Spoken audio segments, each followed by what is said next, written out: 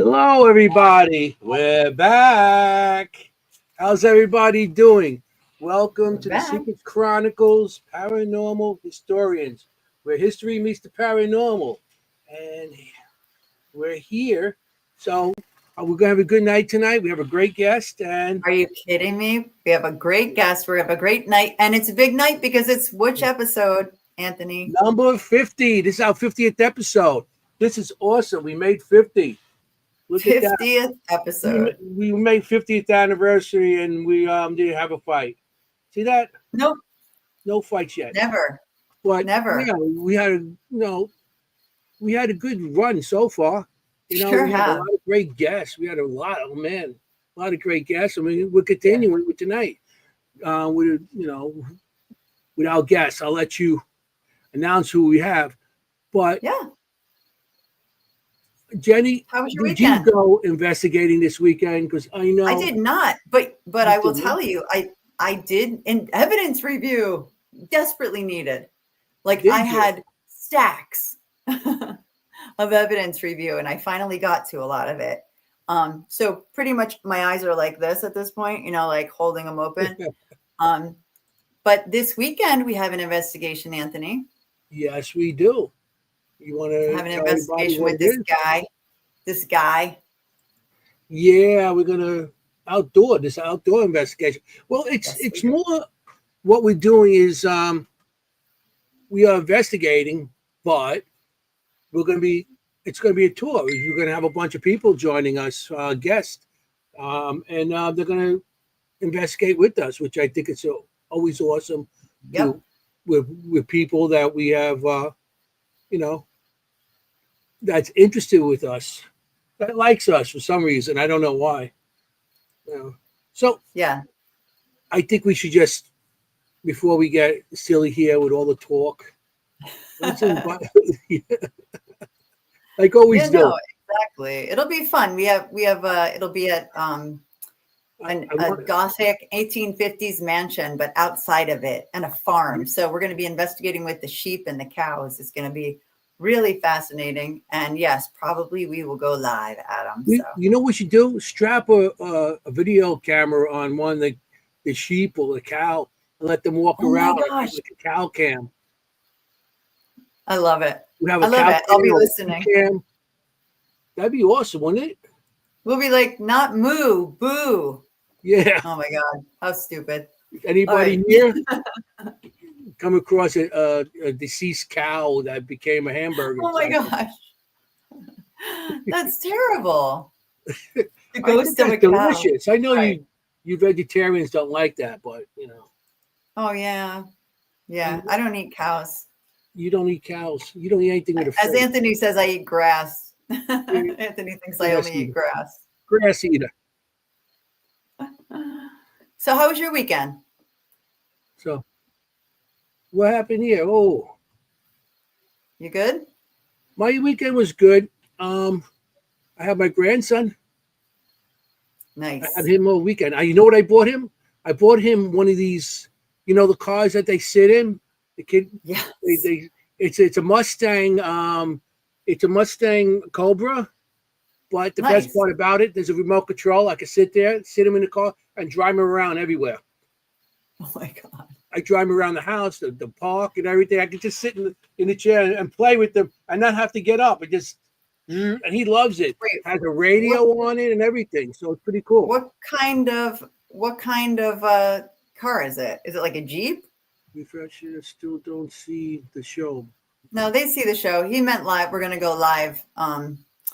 We're gonna go live from the investigation. That's what we're talking Oh, about. okay. So Everybody's good. Everybody's yeah, here. I see the show. Hi I got it right everybody. next to me here. Hi So everyone in the chat. And people are still coming in. It's that's early. awesome. That's awesome. Well, I mean, let's invite the guest in. Let's bring Okay. the guest in. I think, uh, you know, I'm looking forward to talk to her. I know. I can't wait. And she doesn't do Okay, a lot of podcasts, as she just told us. So we feel super special having her on our 50th, and we're going to have a good time talking to her tonight. this is gonna be awesome. So it might take me a few minutes to introduce her with everything she does. I do follow her pretty closely, but then when I looked up, all the things that she is, I was like, wow. when you see it written down, it's a lot. So get ready to be impressed out of your minds, people. Tonight we have a woman who is a prolific author. She is a psychic medium, a shamanic medium, a shaman. She's a professional shaman. She's an occultist, a folk healer, a spiritual advisor, an aura artist with multiple forms of synesthesia, and a reader. And she is the godfather of magic. Please welcome the Blue Bodhi. Godmother, no? Godmother, excuse me. Did I say godfather? Godfather. That's the royal. I don't know. Godmother, sorry. The Godfather. You don't understand. Hey, with him, we say Godfather all the time. You put your ring out. We got to kiss your ring. Muscle memory. Sorry. Hey.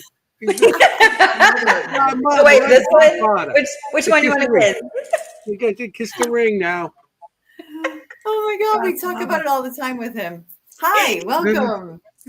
That was a wonderful, nice little introduction. I was like, wow, that sounds important. You're a lot. You're a lot, and not just an author. Like hundreds of things you've written. So, yeah, I credit having a broken brain for that, but I always wanted to be an author from the time I was a kid, and my first big girl job out of college was actually for a Christian publishing company, and no way. It turned into a very, very interesting career. I get obsessively creative, and the last book that I published was during COVID. I actually wrote 4 books during COVID. So altogether, I have written or ghostwritten 204 books since 1996. Well, Jenny, you got to get some books. I'm a reader. You're a writer. I'm a reader. So yeah. Sweet. That's awesome. Yeah. So tell everybody where you are, because we have people all over the country and sometimes even in England and watching. So I always forget to do that. And then we start talking and like, we know where you are. So I live in Tulsa, Oklahoma. And I mentioned it. I texted Anthony earlier and was like, we have some gnarly weather this evening. So if I kind of cut in and out, like the one time I do a podcast this year and we have a tornado watch going on right now. This is oh boy, really? Dumb. This is dumb. Mm-hmm. Is that common though there? Yeah, it's Oh, my best friend, the one that does all the stuff with me, the paranormal stuff, she came down one April and it was just tornado siren after tornado siren after tornado siren. Wow. She was like, how do you live like this? And I'm like, I mean, you kind of get used to it, but you don't at the same time. So I don't know. Yeah. I mean, the stress level, I would just have stress. Hey, Jenny, you can't ride your bicycle over there. It'd be like, yeah, you'd be up in the tornado. Basket in front and a kitten. And I don't weigh a whole lot. So yeah, I'd be like, phew. Oh, yeah, you'd be gone. Yeah, I'd be gone. I got to eat more. I mean, we do have some pretty good farm to table restaurants down here. I'm just saying there's that. So we have we should tell you from the beginning that we have a little drinking game on our show. Even we drink water, but still every time we say cannoli, which is Anthony's favorite food, we take a sip. Cannoli. So if you wonder why we say cannoli and we're all doing this and everybody in the audience is doing that, that's why. Don't hate me, but I have never had a cannoli. It's on my list. What? I just had pierogies for the first time this summer, and I am obsessed with them. I'm obsessed with just put them in my face. Just put them in my face. Well, I'm a vegetarian, so I love those so much. They're like satisfying. We had Shauna last week on our show, and she's here to say hi. You haven't had a cannoli? Oh, we got to fix that next time you see me.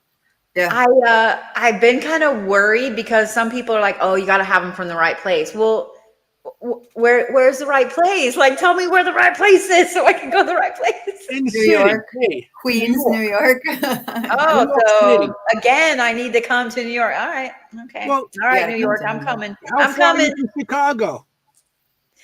Do what? Chicago. The only time I've ever Really? got to go to Chicago was for an event, and it was like go get there, set up, and then go home. Like I didn't get to I know visit. there's a bunch of paisans there. You got to go place where there's little paisans.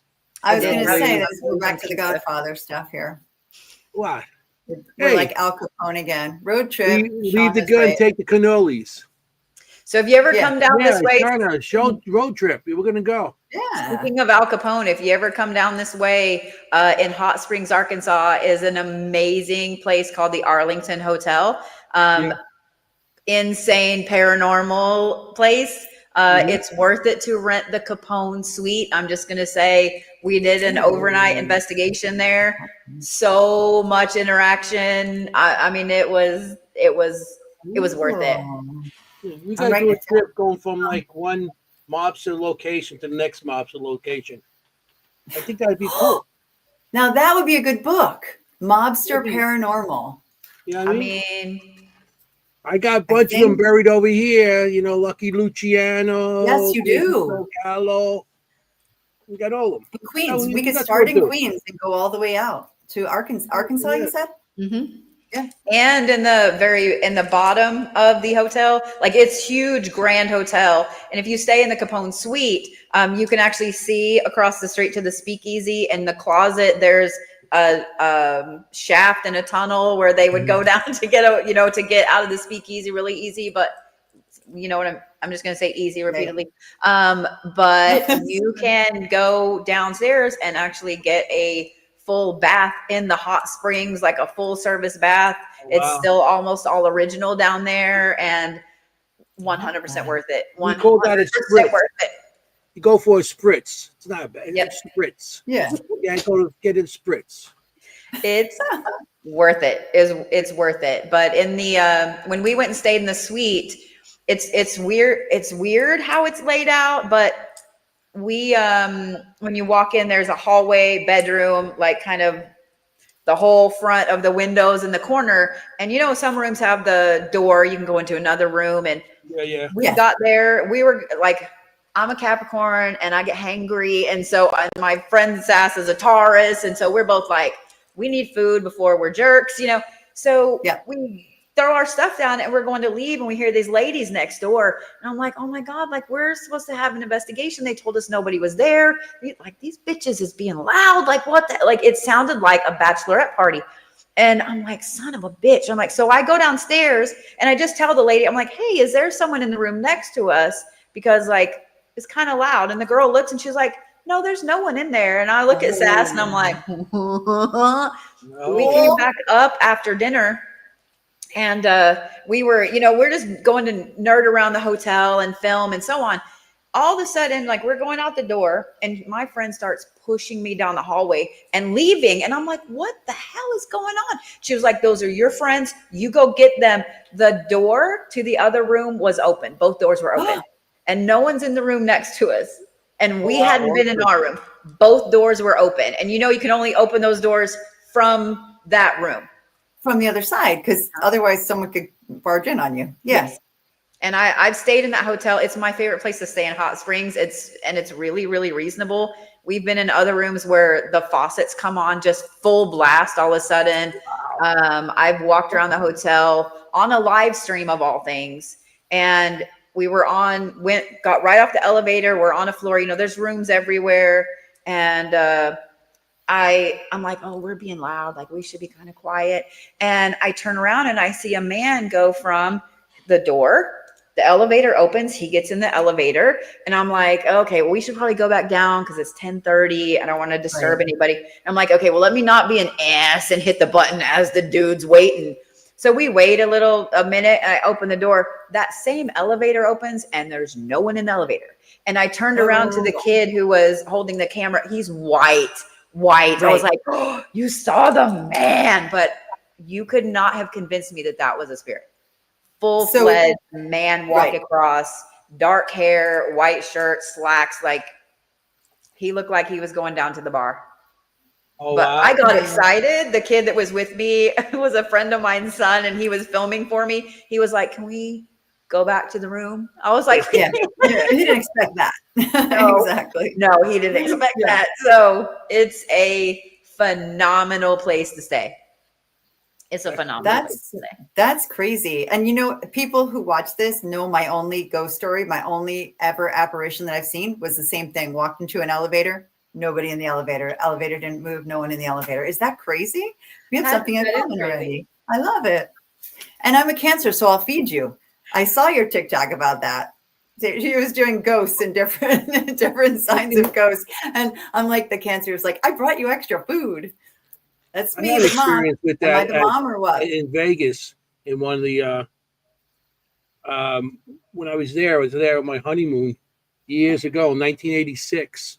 It was the MGM, and Wait, what? my 96. that's now my ex, 1986, Oh, 86, your ex. I gotcha. my ex, and that's my wife, my ex-wife. But we're there. It was a honeymoon, and I couldn't sleep. I was in Vegas. I wanted to go downstairs and do stuff. She slept, so I went downstairs. I was getting on the elevator to go up. Guy got on the elevator with me. We went up. I didn't say nothing. Got off. I got off the elevator and turned. He was gone. That's what happened to me. That's He came up exactly in what the happened to elevator, me. standing next to me as I get Yep, off the he walked elevator. past And I went to just say good night. Gone. What happened? Yeah, Now, that was now I'm crazy. wondering if elevators Elevators are have some fun. kind of magic. I noticed somebody said, I wonder if elevators are Yeah. portals. I mean, if you think about it, we consider a door a portal, and an elevator will go up and down, different. It's not so much atmospheric, but it's going up and down different levels of air and so on. Like they have to be portals. I feel like an elevator is like staircase. I like staircase, Oh. is one of the main things in a house. People have to go up and down, and everybody uses it. Everybody. Yep. An elevator is the same thing. Yep. If in a hotel, people going up and down. So how many people were in that elevator in just a week? Now you're going years, and from different emotions too, from happy to sad to maybe even suicidal because they lost all their money or whatever they did. But you don't know the amount. So I feel an elevator, it's like that stairs. Like, you always see the brown lady, the white lady, the purple lady. Every big house has some kind of something on the staircase. But I feel the stairs have the elevator probably has the same purpose. It's more modern than staircase, but Oh, I would agree. Same idea though. Yeah, I feel it's basically the same idea. So so we're going to get into some questions now, and I know the question. I already asked you. How did you get into all this? Did you were you born into it? Did you gradually get into it later on? Do you notice your abilities at a young age, or as you get older, or So I grew up with parents that loved haunted places. They got married in Eureka Springs. They used to we used to go to the Crescent Hotel a lot.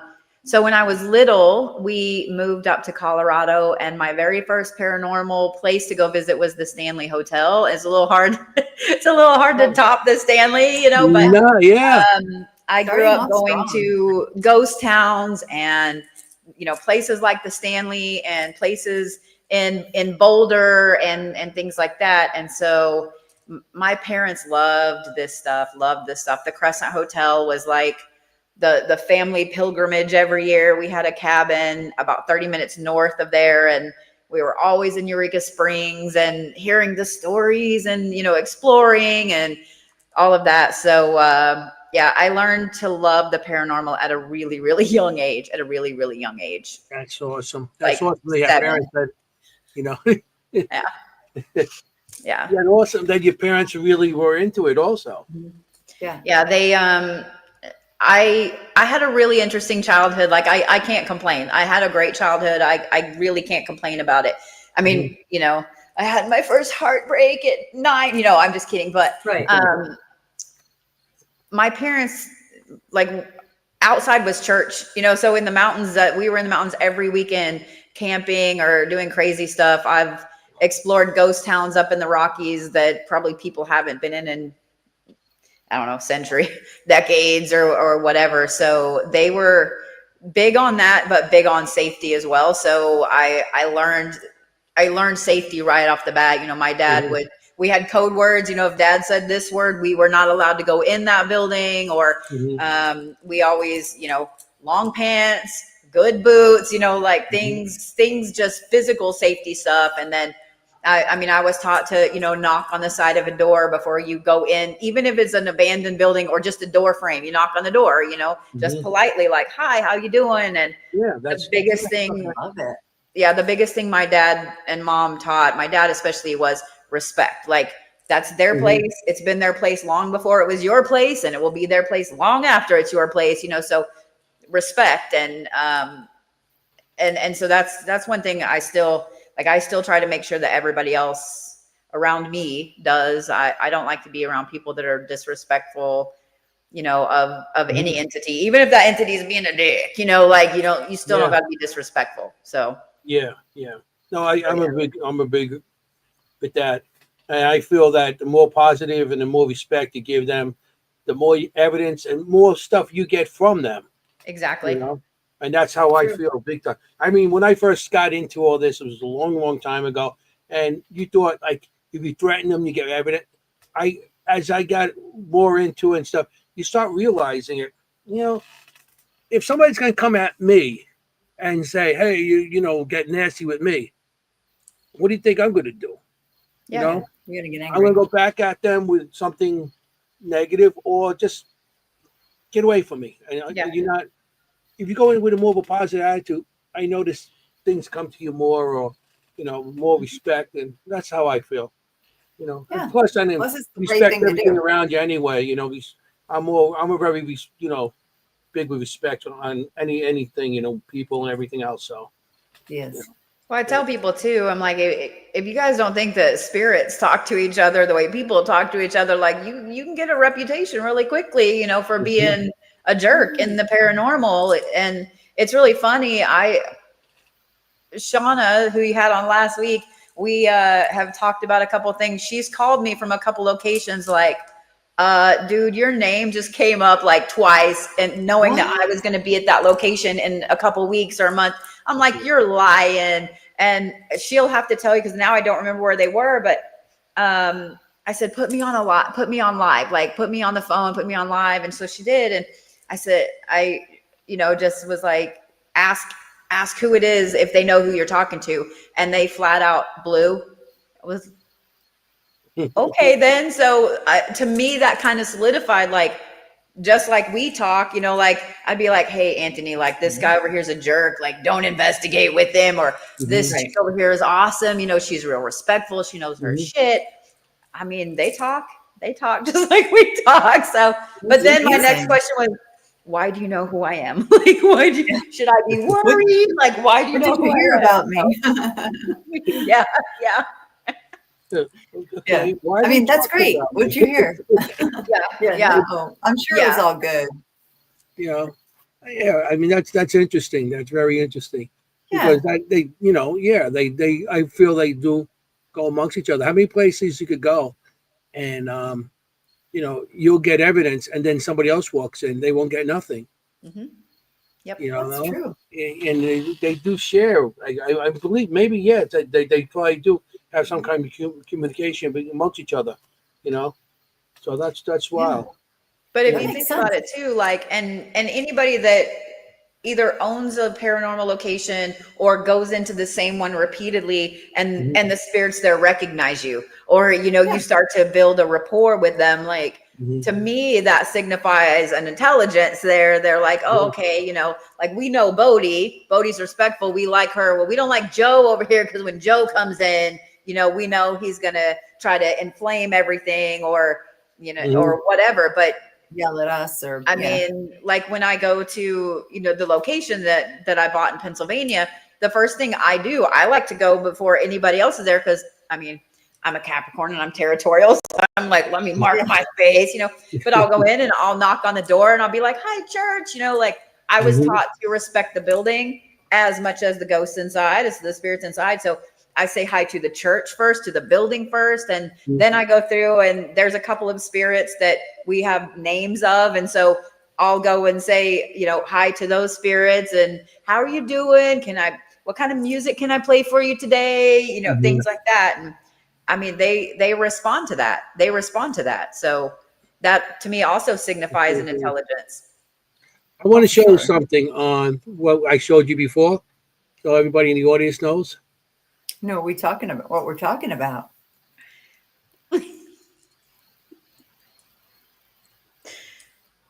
Did you ever read that, people?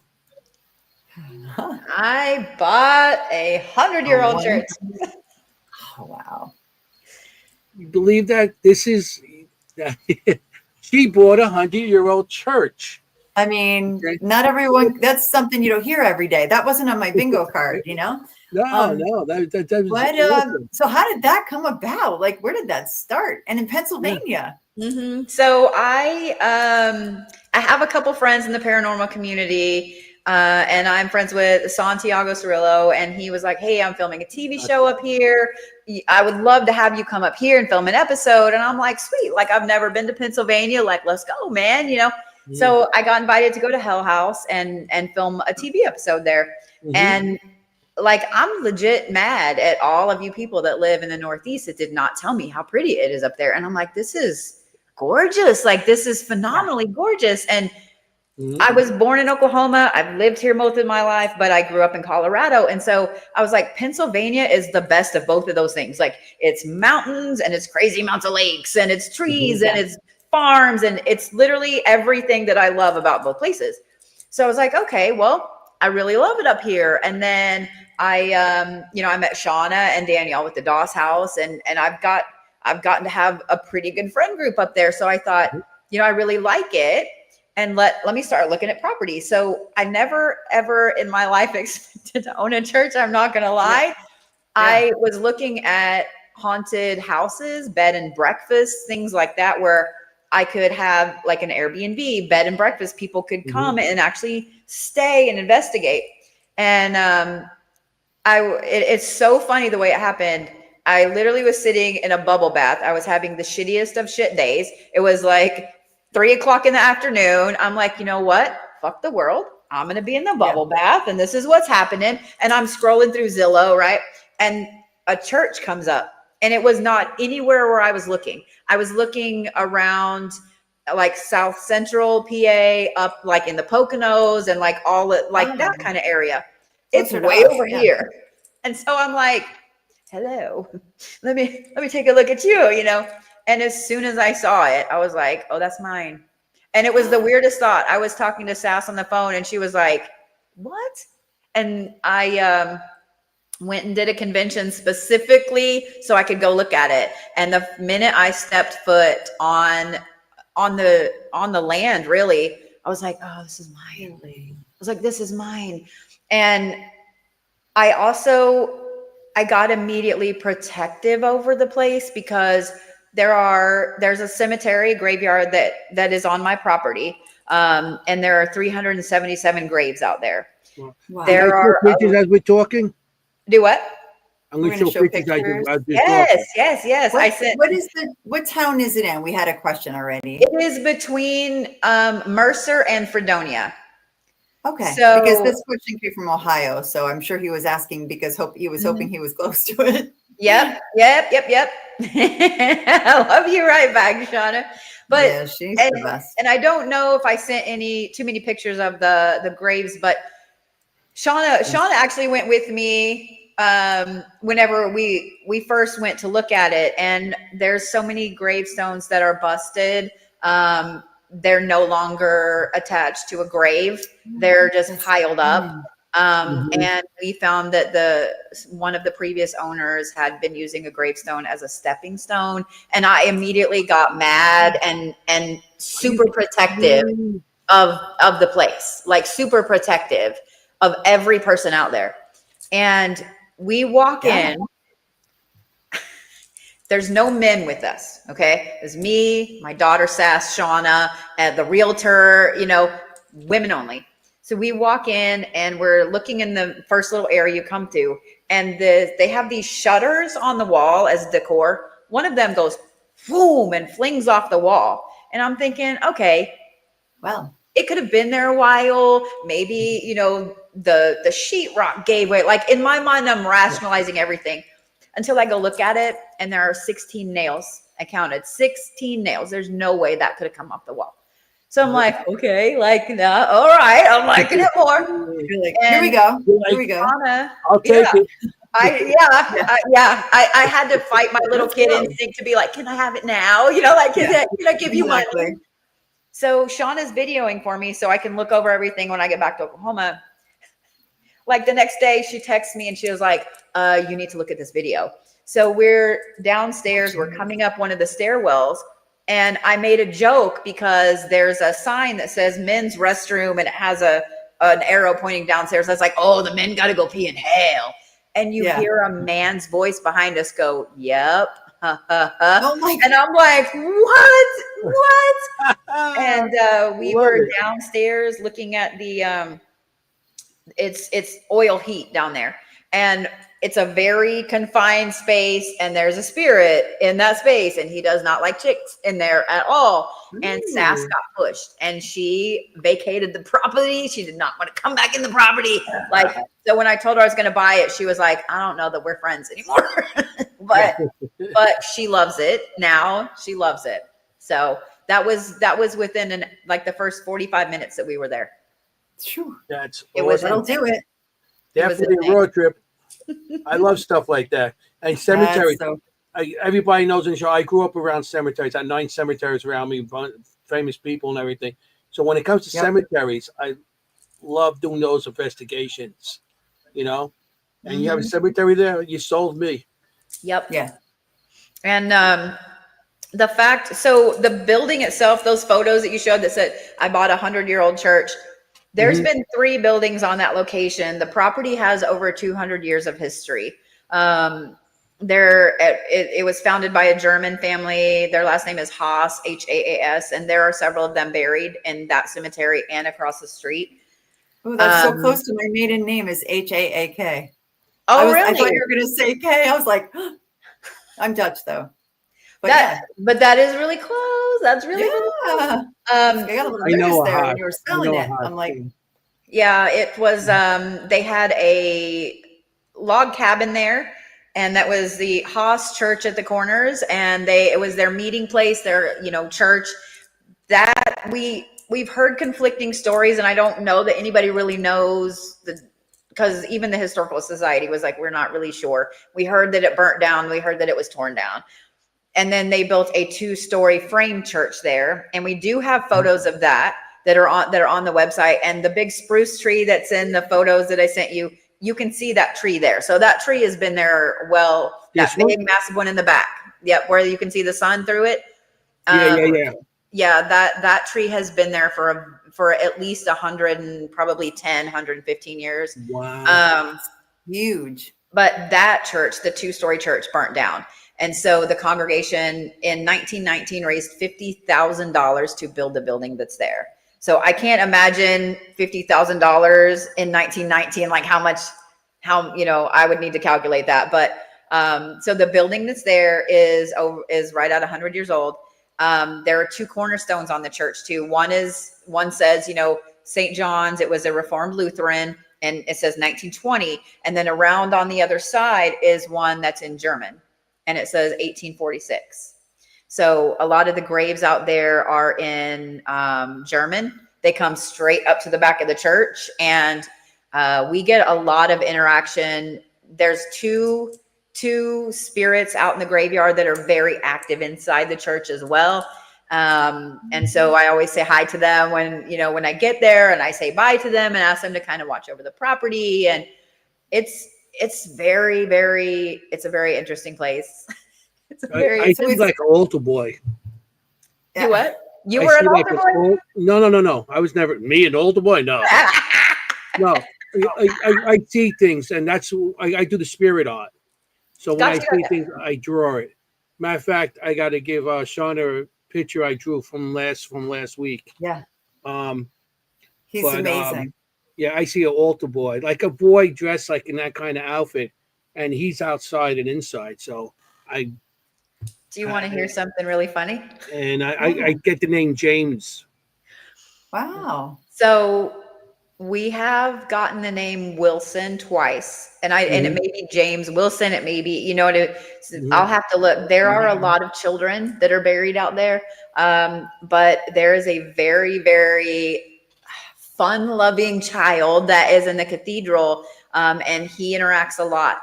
That cathedral has a sloped floor, so you know, we've asked repeatedly, can you roll the ball? It has happened. Shauna and them had it happen when they were investigating. A ball rolled all the way down the cathedral. I will say too, I warn people of this. There's two things. I've been to a lot of paranormal locations. I've been scratched. I've had my hair played with, you know, like all those things. Never in my life have I been to a location where you get touched as much as you do there. It's not bad. It's not malevolent. It's more like somebody going like, are you real? Like, are you real? Or a kid like tugging on your jacket. Yeah. It still scares the crap out of you, even if you know that it's going to be a possibility. But almost every single person that has come to investigate has gotten touched or had a jacket or the edge of their clothes pulled on. It's coolest thing. It's the coolest thing. Yeah. It's I cool. love stuff like that. I wonder if you're the first person to really address them. Probably. The building had been empty for a little over 5 years when I bought it. Wow. The church itself moved down the street in a new building, and there was another I guess company church group that bought it that was going to renovate it into apartments. So it's halfway renovated, halfway not. And I to be honest, the more we interact with them and we burn a specific type of incense that's, you know, common in Catholic churches and Lutheran churches, and we play hymns. We get a lot of Latin. We get a lot of things in Latin and German in there. So we play things in German. We play things in Latin just to, what can we do to make you happy, and so on. And we get a lot of responses. We get a lot of responses. So it's almost overwhelming. It's almost overwhelming sometimes. Well, empty for 5 years, I'd be like, I can't wait to talk. I know I'd be like, I can't wait to talk to someone because I'm a talker. Yeah, So well, I'd be the whole thing is, hey, I mean, hey. you guys are finally going in there with abilities to see them Right. and actually interact with them, which a lot of them probably have not interacted with, you know, a person in how many, maybe since they passed, or Exactly. Yeah. so now you're going in there. So maybe that's why they're touching you to see, is this really, is this real, or, you know, and the tucking of the thing could be a child saying, you know, hello, I'm here, or, you know, or maybe because you might be tucking women saying mommy, or the guy, you know what I mean? So it's a possibility, and they're friendly. So Yeah, for sure. you know, they're just curious, and there's probably all positive energy in that place. Yeah, we the only one that gets a little interesting when you go down there, I've just nicknamed him Benny. I don't know like what else to call him, so I just nicknamed him Benny. But in the area where those oil vats are, women are so uncomfortable in there. Men, fine, you can go in there. Anthony, you could go in there all day long, sit and chat, hear noises, have things happen, and so on. Jenny or I go in there, nope. Absolutely not. Yeah. Really? Like I'll knock and I'll be like, Benny, I just need to come through for a minute, you know? And I've even asked, I'm like, you know, tell me your name, you know, or what you would like me to call you, or I'm just going to call you Benny, you know? And he's never said anything. So we just call him Benny. But we do have someone that's very active in the cathedral. His name is Private Bloomer. He's buried outside. He's one of the biggest headstones out there. And his parents have the largest black spire out there. But he communicates insanely well with dowsing rods. And you can even ask like, hey, if this is Private Bloomer, you know, can you, we were doing some this weekend, and Candy was working the light up LED dowsing rods. And I said, hey, you know, if this is Private Bloomer, like, could you give Candy a hug?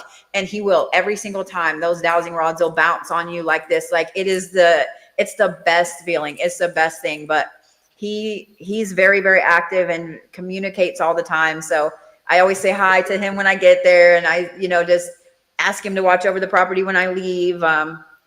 We've also got the spirit of a reverend that's in there upstairs. He can be a little creepy sometimes because he's at the top of the stairs. So in the dark, you just see a man standing there. So I do the same. Yes. I walk by and I just point like this. I don't look. I'm like, I see you, but I don't want you to scare me. So I'm just going to point. But you're like, hey, Reverend. Yeah. Yeah. And then we've got a little boy that is buried just literally right outside the door. His name is Urias, and we get insane communication with him with just cat balls. But at 10 o'clock, bedtime, you cannot get anything after 10 o'clock from him. It is so funny. I even tried this weekend. I was like, I won't tell your mom. Like, I won't tell your mom. And then I was like, yeah, talk to your mom. It's okay. 10 o'clock. What a good boy. I know, right? But yeah, we have a lot of interesting personalities already. Like you already have discovered all this. How long have you owned it? So we signed the papers in early July. Everything kept getting pushed back and back and back and back. And I've gone up there and spent, a couple weeks at a time and renovating things, getting the water back on and fixed and so on. And my dad went and spent a couple weeks up there hanging out, just exploring the place. And yeah, we've had a lot of different people in there and teams in there and doing research and trying to figure out, because I never want to be disrespectful to, their practice and so on. And, because I'm not familiar with the Lutheran faith or Lutheran churches. So, yeah. But, yeah, they're happy to tell you who they are too. They're very happy to tell you who they are. This weekend, we asked how many people were in the cathedral with us, and we got 70. Twice we got the number 70. I'm like, 70. Okay. Was that on a Sunday? Saturday night into Sunday, yeah. Saturday night to Sunday, because maybe that's, that's how many people were in the parish at the time, and maybe that's just the energy just manifesting, not a spirit. Maybe it's a thing that happens every Sunday. And I didn't even think about that, but yeah, that 100% could be. It's a very large cathedral. It's a very large cathedral. I would imagine you could easily seat 150 people in there comfortably. Wow, it's not a small cathedral. And how many people you said buried there? There are 377 graves. 377 graves. Yeah. Wow. How far back do they go, date-wise? The oldest one out there, the date of death is 1831. 1831. Mm-hmm. It says like their birth date, but then the death date, it just says 1831. Yeah. Okay. Is it a brownstone or is it just It's white. Like reddish brown? No, it's white. It's actually kind of a smaller one, but I want to say it might be, I don't know if they're marble. Shauna could probably. Granite or something or something like that. It's a little softer because it's been worn down a little bit. So it's not like some super hard material, but I find it interesting. Because now the stones can tell eras and times. Because I know the 1700s going into the early 1800s, they're brown because they're made out of like some sort of mud. And then they're like reddish brown. They're made of at that time. Growing around cemeteries, I grew up. I learn these things, and as a paranormal investigator, you go in and you learn all these different things, and it's like, wow, that's how all these things are. So stones can give away certain era of time because it's what material it's made out of. So what I just heard was you should come up and we should go play in the graveyard and we can look at all the different stones. Because there are road trip is what I heard. Yeah. There are a whole bunch of different types of stones out there. And I know exactly the brown that you're talking about. A lot of the ones that are in German are like that. Mm-hmm. Yeah. They're almost like a burgundy, like brown. I translate those too. Mm-hmm. Get them translated. They're beautiful. They're so beautiful, and the writing is so ornate. Like they're some of my favorite ones. They're so pretty. They're so pretty. Mm-hmm. And what are the more recent ones? There's recent ones as well, I assume. I think the most recent, I want to say, is 1955. Oh, that's not that recent.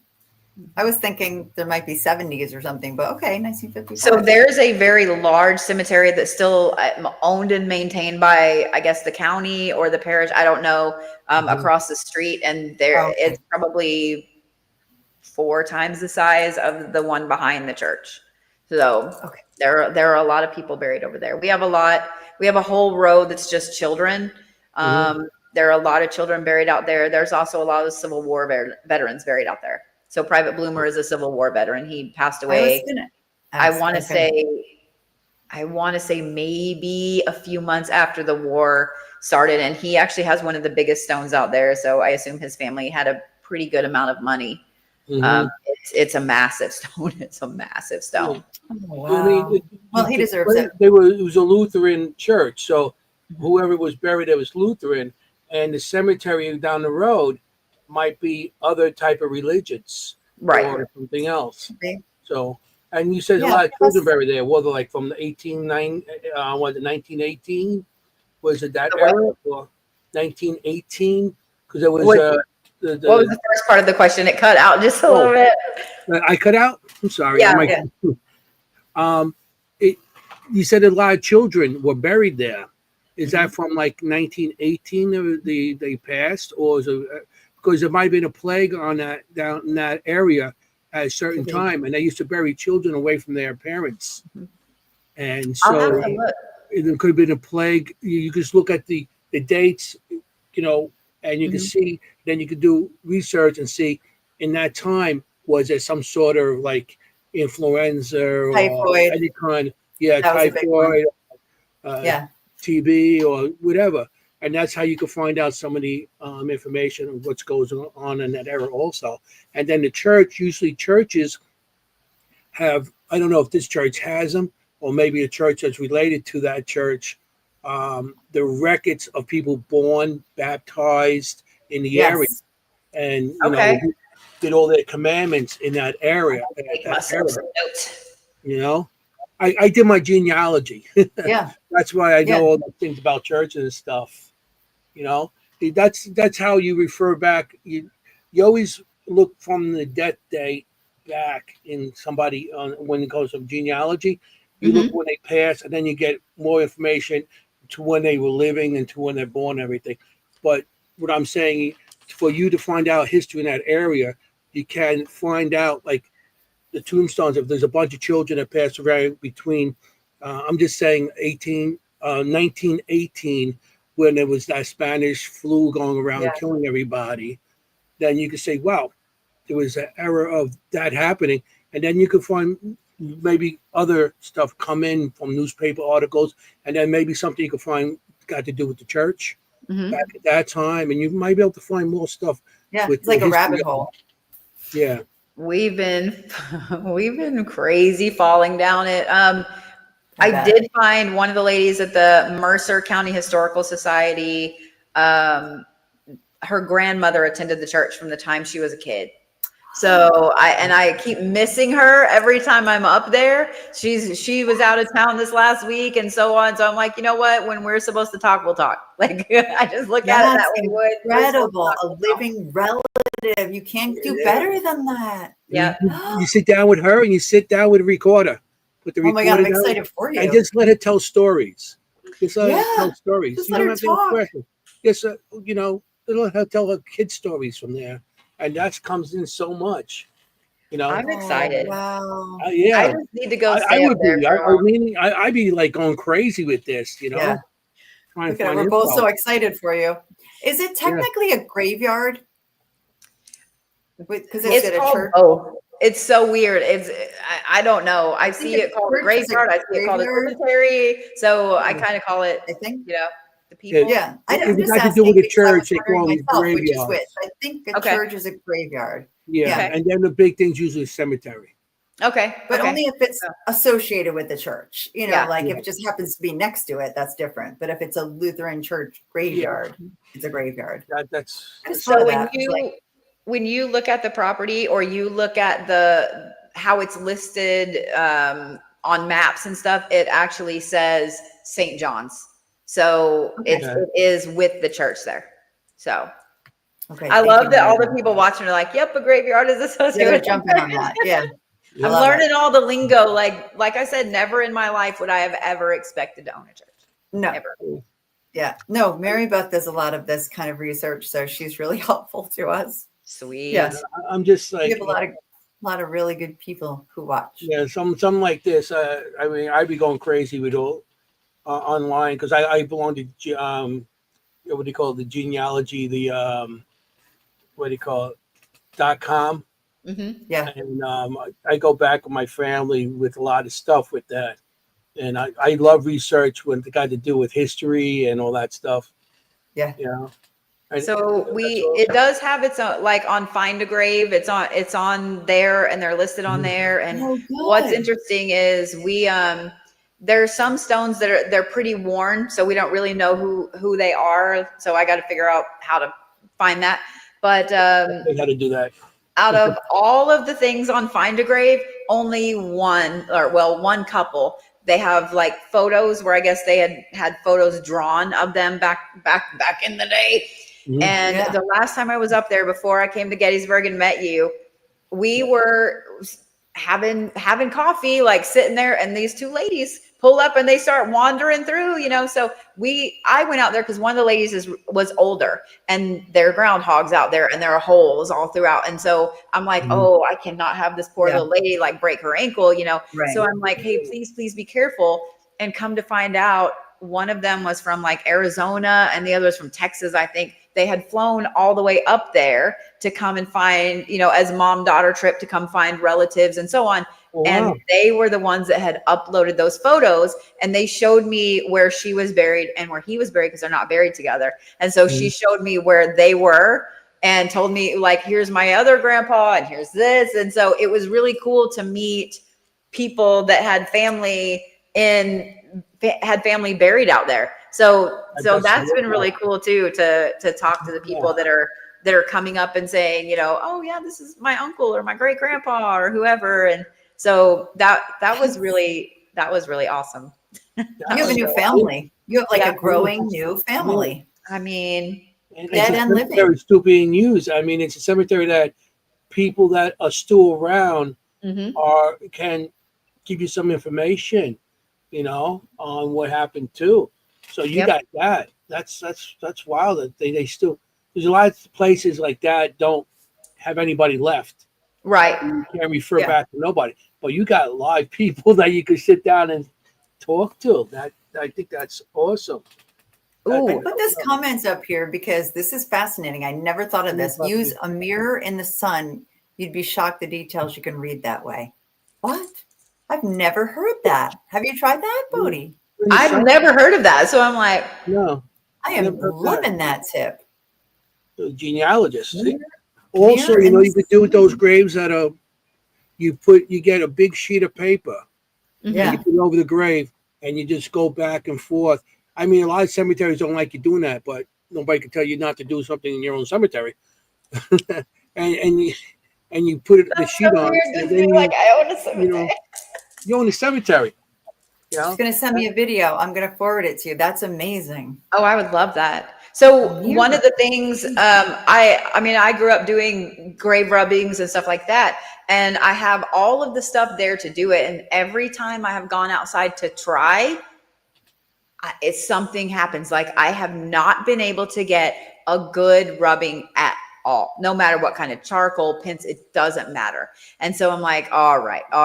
So I had a chat. I'm like, look, when I come back up, I would like to do this because I would like to offer that to, people as artwork, because I used to do it as artwork. And Yes. I mean, maintaining that cemetery it's expensive. Like it's expensive. It's not just a small, it's just my backyard. Like it's almost 3 acres 300 and yeah.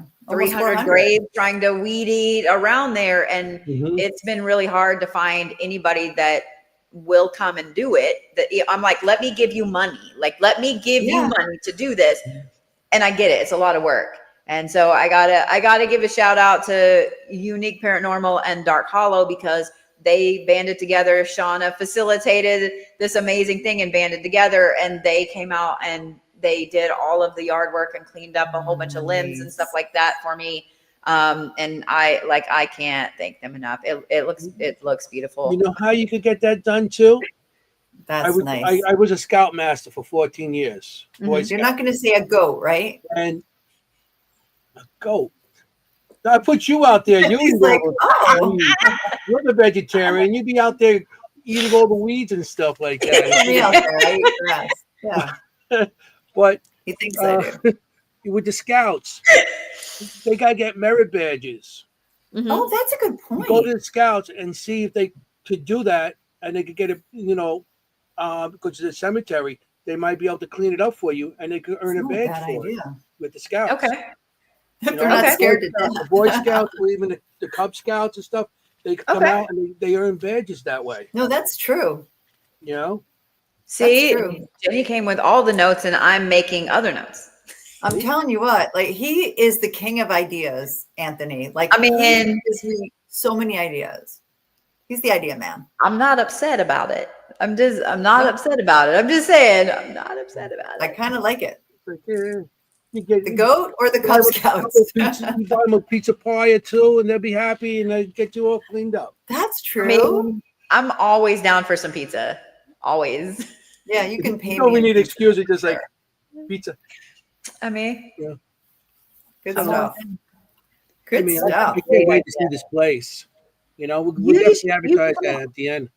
And This is exciting. yeah, We got to So get maybe- there.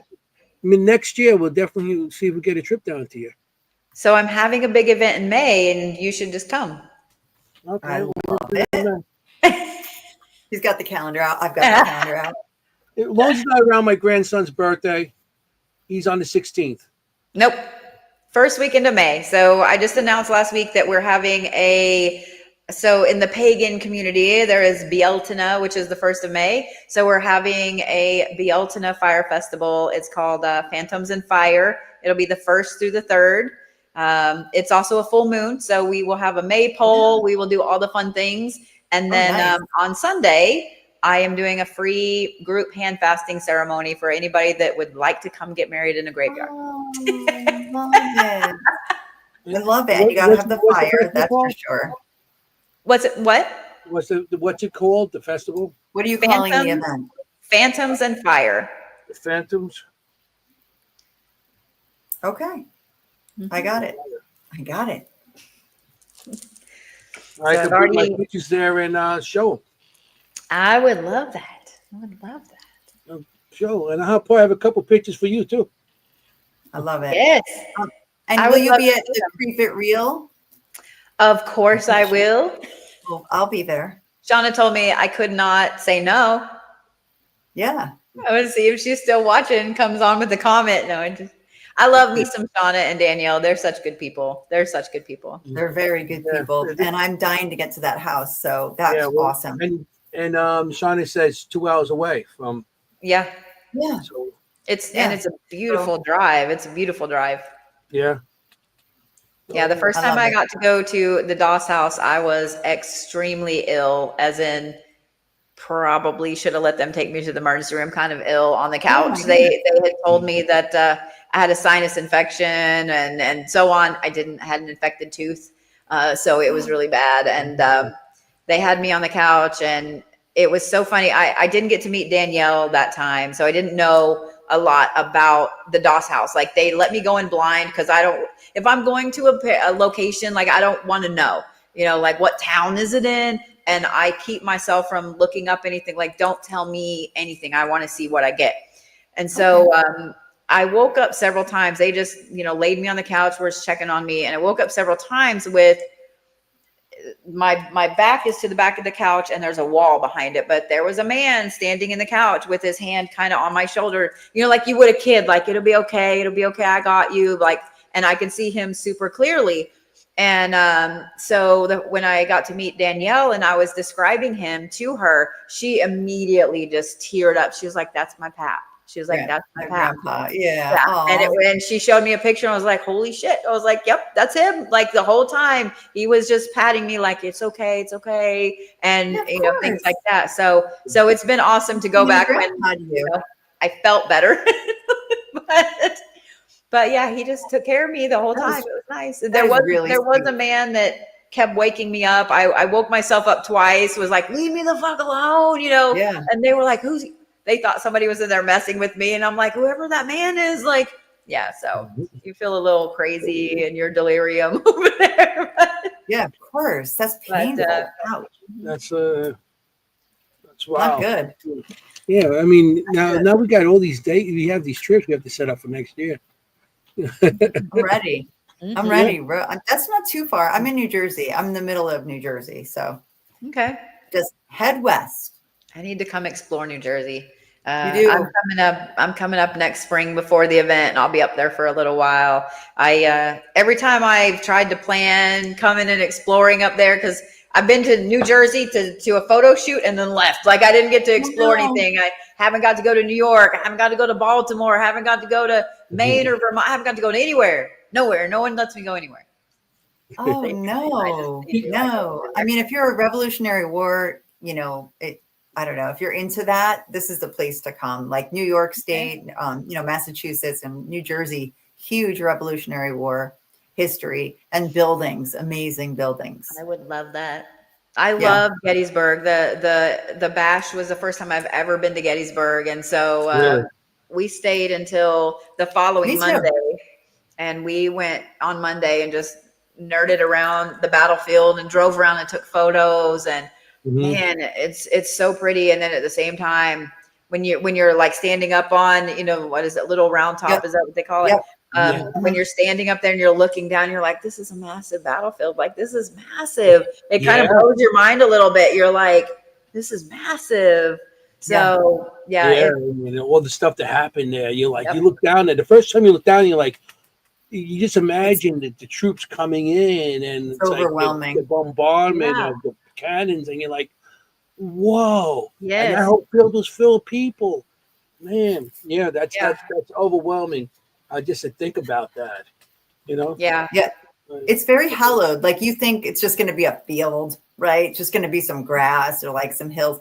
But even someone like me who is not like, I'm in the opposite of you. Like I have no degree of sensitivity. I joke that I'd go to into hell and be like, oh, it's hot here. Like no, nothing. But I felt like it was so you do feel that it's hallowed. You do feel that feeling. You get that spiritual feeling looking at it. Like even me. Definitely. I don't have to say we went and did an investigation on Saturday night, and coming back, like, and our investigation started at like 12:30. It was so late. And so coming back, we drove through the battlefield, at night, and the lights behind that huge, gorgeous statue, of the general on the horse. And it was downright eerie. It was absolutely beautiful. There's signs all over, like no stopping on the highway. And I was like, I kind of want to stop and take a picture. But at the same time, I was like, I also feel like the boogers might get me if I get out of the car. Like, I don't want to get out of the car. But it was beautiful and downright scary at the same time, driving through there. Yeah. There's no one else. I think it might be Anthony's second favorite place on earth after the Shanley Hotel.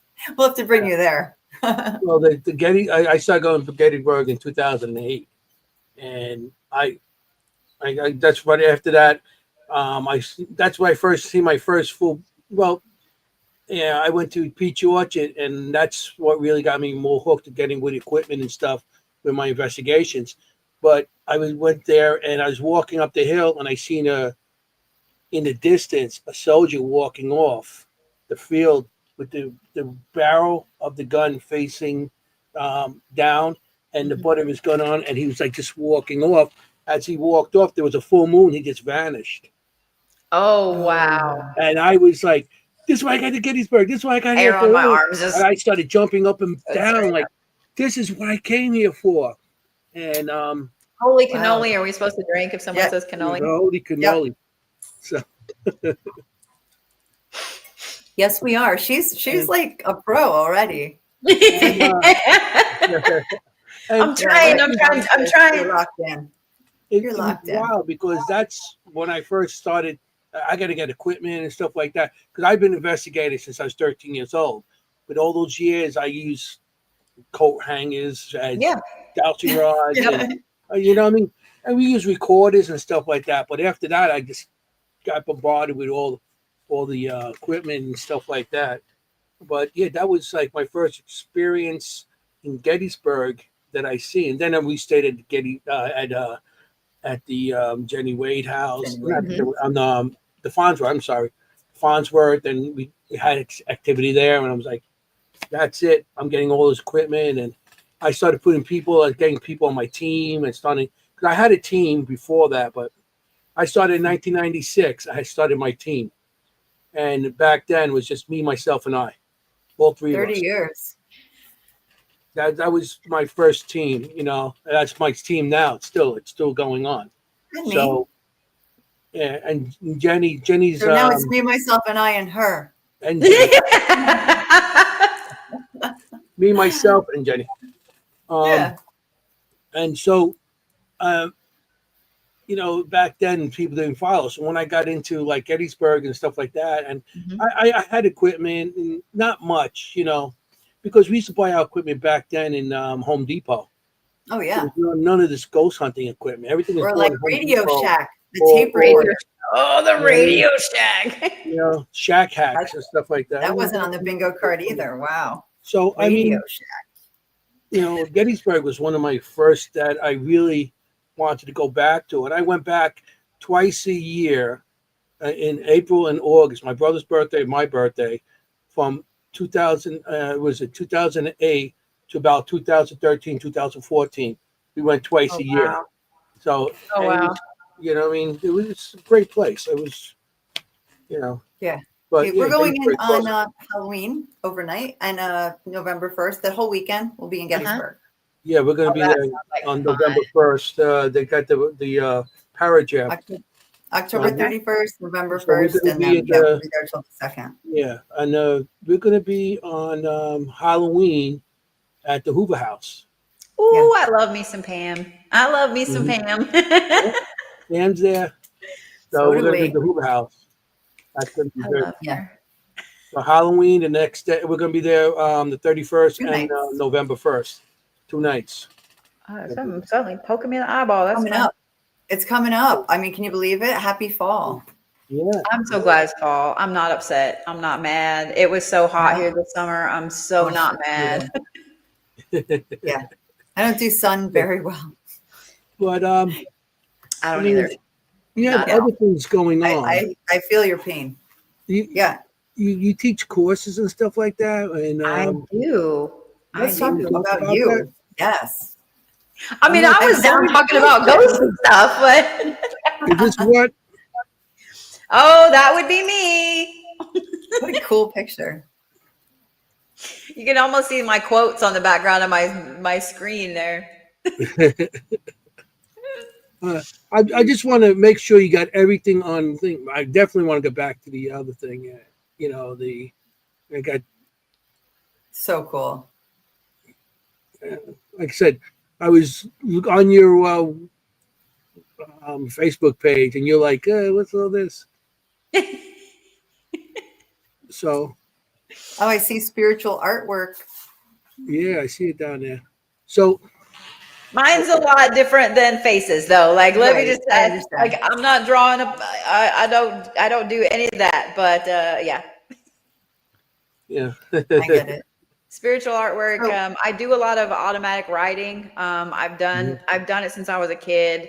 I've done a lot of artwork since I was a kid. So some of you guys will notice, like, this right here is a piece that that I did for myself a long time ago. So I do those kind of things. They're along the same lines. I do practice Buddhism, like Tibetan Buddhism, and they're along the same lines of something called a sakyant, Sakyant. And to get one of those, you spend time with a monk, and they learn about it. Sometimes it's a couple hours, sometimes it's days. Angelina Jolie has a very famous one. It's five lines, and in Tibetan Buddhism, it's almost like lines of spell work. Those things are all five of those lines are for something different, protection for your family or health or whatever. And so I design these for people, and I always love it when people send me photos. I got it tattooed on me, and like it always makes me feel special. Cool. And so I do things like that. And then like on the back of my hands, I take somebody's birth chart and I pull, there's something on there called a delineation graft and graft, not graft. And so I take the points and I plot them out, and then I take repeating numbers out of their birth chart and I create a huge art piece for them. Yeah, it takes a long time. It takes about an hour and a half to do just one. So, oh, I bet. That's great. I bet. I mean, Wow. there's I mean, so much to you. That's why I want to make sure everybody sees everything. We're going to get as much out of you tonight as we could. I know, and God knows I have many questions. I got so many questions. And she has her questions. She has 15 pages of questions. I do. Maybe we should start with her questions. Do we need to do like rapid fire? Yeah, I know, right? There's a reason he calls me fangirl. Well, it's I think he's making fun of me, but I don't care. No, I'm not making fun of you because you are. Everybody comes on the show. She's like, she's like, I read your book. I love your stuff. Well, she's. But that's awesome, though. That's awesome, though. Yeah. I mean, it's awesome to not know about, to have somebody that doesn't really know about somebody, and then somebody else that does, and then. I mean, I think that's awesome. That's why we have this show, to bring interesting people to the world. So, my first question was about haunted objects and furniture, because that's something that you talk about, right? So do you have anything in your church that's haunted, do you think? I think she has it right next to her. Oh, she's going to show us. Good. This is just a new one that I brought home this weekend. We'll put that there. This is Manny. Manny. That's a heart. Yeah. Oh, wow. So he was unclaimed. Oh, there's ashes in there. Mm-hmm. So he's been unclaimed since he passed away in 2015. And so he came home with me because I felt like he should be appreciated. And so now he can be famous being on a podcast. But I felt like Hi, Manny. I would hate to be forgotten and left in a funeral home. I would hate that. But there's a reason that I named it the Reliquary. I have a lot of weird objects, interesting objects, haunted objects.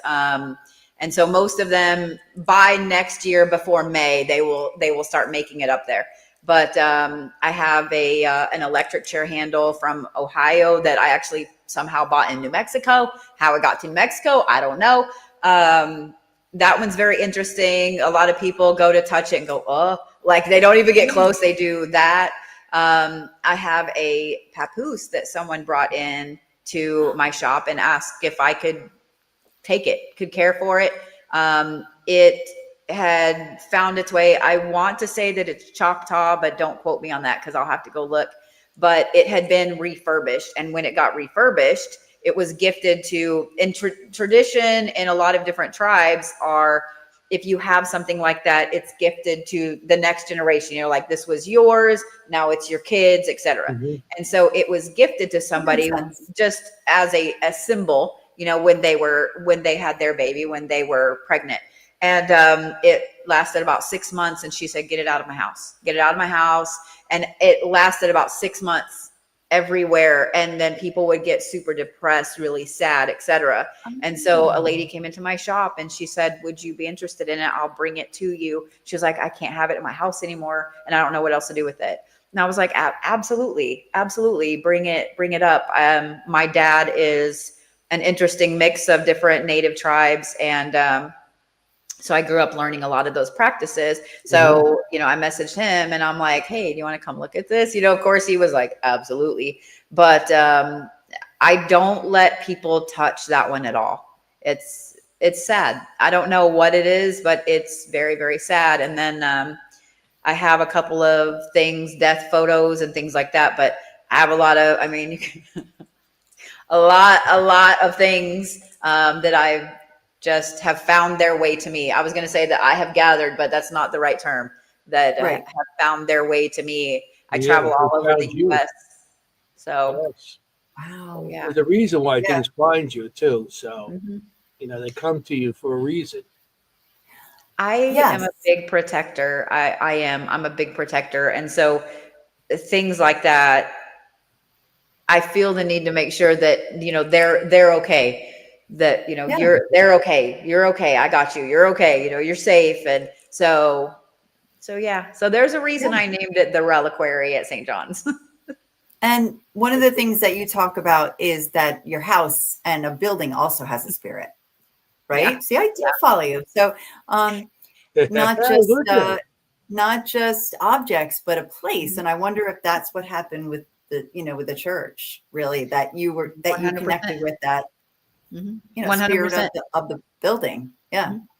Yeah, I was taught as a kid that every dwelling, even a detached garage, an outhouse, every structure is alive, basically. Like, you need to treat it and respect it like it's alive. That's why you can walk into a house that's dilapidated and you just get angry when you're in the house, because no one cares for the house. It's dilapidated, And so I always tell people when they start practicing paganism or witchcraft or, folk magic or whatever, I'm like, man, you gotta respect your house. Like, you need to make friends with your house first before you start doing anything else. So you have to give that place, the building itself, respect. One of the things that I do when I go to locations is I've figured that, so with the synesthesia, when I touch people, I see a color. And I realized after going to multiple different paranormal locations, if I touch the building, it's a different color. And I started, at first I was like, all right, well, most woods are a shade of blue. So is it because it's wood and then something would be orange or green? And I'm like, all right, okay, well, that's not that. And so I started realizing that, okay, each different building is a different color and has a different feel to the energy and so on. And then I also realized at night, it's different. It changes. Oh. So like I gave Shauna one for the Doss house, a gorgeous little printout of what it is. And so kind of what you can expect. This is the energy during the day. This is the energy at night. Like, this is the reading of the building after me putting my hand on it. So I got to go to Crescent Sanatorium this summer, and that was a trip. That was an interesting trip. Like, some of the buildings surprised me when like the chapel. You expect it to be like green, like healing, or blue for peace. Hell no. I put my hand on, I was like, oh, that's red as fuck. Like, really? What the hell? And yeah, that would surprise me. Yeah, I know that chapel. I'll be right back. Yeah. I'll be right back. No worries. So also talk to your house, you say, like talk to the building. So do you go into the church and talk to the actual church? Mm-hmm. Yeah. Yeah. That's good. When I get there, I knock on the door. I'm like, hi, church. Like, I get all excited. I'm like, hi, church. And I love it. Yeah, people don't think of that. But I mean, if we there's a house called the Hinsdale House in New York State. I don't know if you've heard of it. It's like notoriously haunted. And they brought someone in to do an exorcism on the house. And that's the first time I ever thought of it that way. I'm not saying I agree or disagree or whatever. I don't know anything about it, but just saying it that way, I was like, oh, interesting, like an exorcism on a house, not a person, kind of thing. So I think of that. I talk to my house. Definitely. Yeah. I mean, when I get home, I've just moved into this house not even a month ago, but I'll be like, hi, house, like, I missed you, like, hi. And I'll even say, like, hey, just like you would tell a dog, I'll be right back, guard the house, I'll say, I'll be back, keep an eye on the place, don't let anybody bad in here, I literally talk to the building like it's a person. So I love it. I love and it. it also, I love it. I'm sure you're familiar with what an egregore is. Like, you're creating an egregore. I do. The building has its own entity, its own being. So if you're perpetuating that and making that into something pleasant, that's much harder for somebody to come in and go, oh my God, that church is evil and it's haunted. And, so I also make sure that, you and everyone else who comes into it has to speak kindly about it. Yeah. Because that's how you build that egregore, right? I mean, like we talk about that with dolls. Like, we have a house called the White Hill Mansion in New Jersey. And they had an issue with dolls they brought in that were fine. But then people started saying, oh, that doll's haunted and that doll's this. And it became that, right? Yeah. Because people said it was that, right? Yeah. It never was. There was never a haunting, but they created a haunting in it, Yep. kind of thing. So you have to watch your words. And you talk about that a lot in your socials and in your teachings, right? Like, watch your words. Sorry about that. Always watch your words. Exactly. I mean, Talk because about watching what you say. especially with dolls. Yeah, I have a lot of dolls. I mean, you can see I've got literally 2 right there and several over there. Oh, you're going to get him started with the twins. Oh, no. I got Not the twins. A lot of my dolls. I love them. I'm going to show you guys this one. No one likes this one.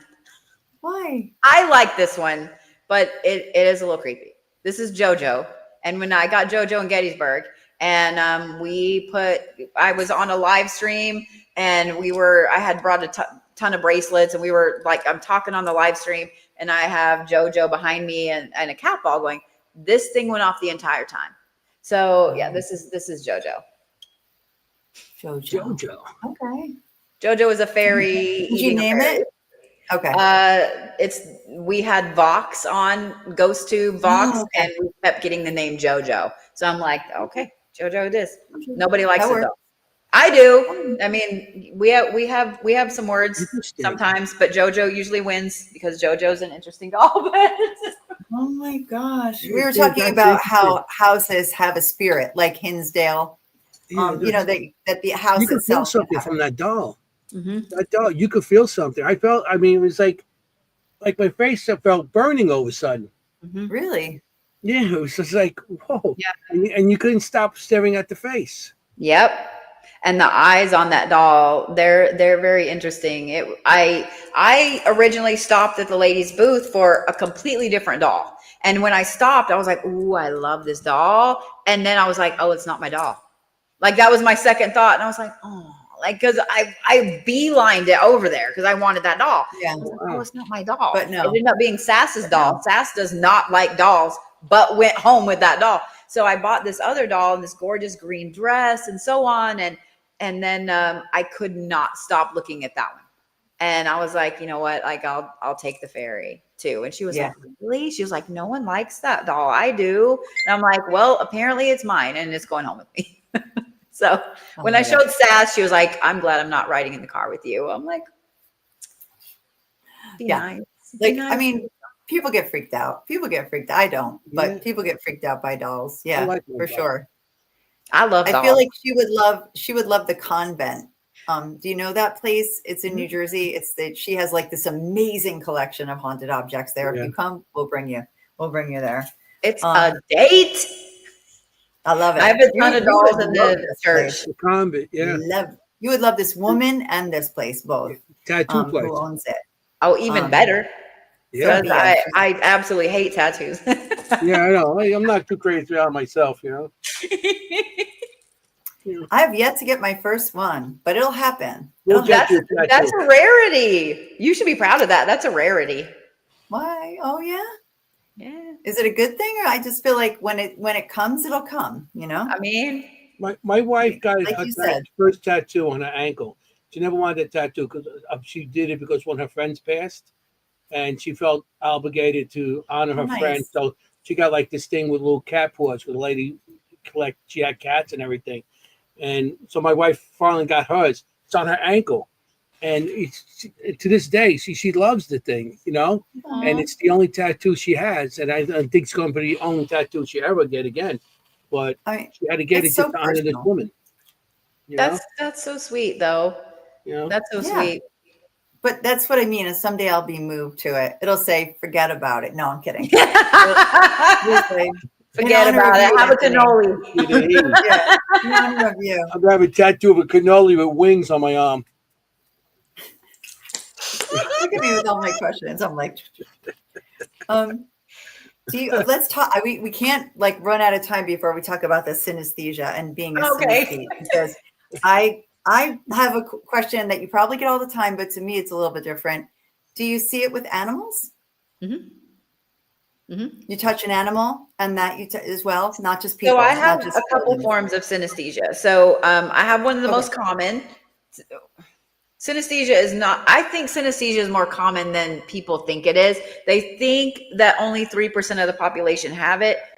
I think it's a lot more just in talking to people, and they're like, oh no, because there are tons of forms, but it's basically where the wires in your brain get crossed. So instead of, me just hearing your voice, I also see, like I'm wearing bifocals, the color yellow. Like I see yellow when you talk.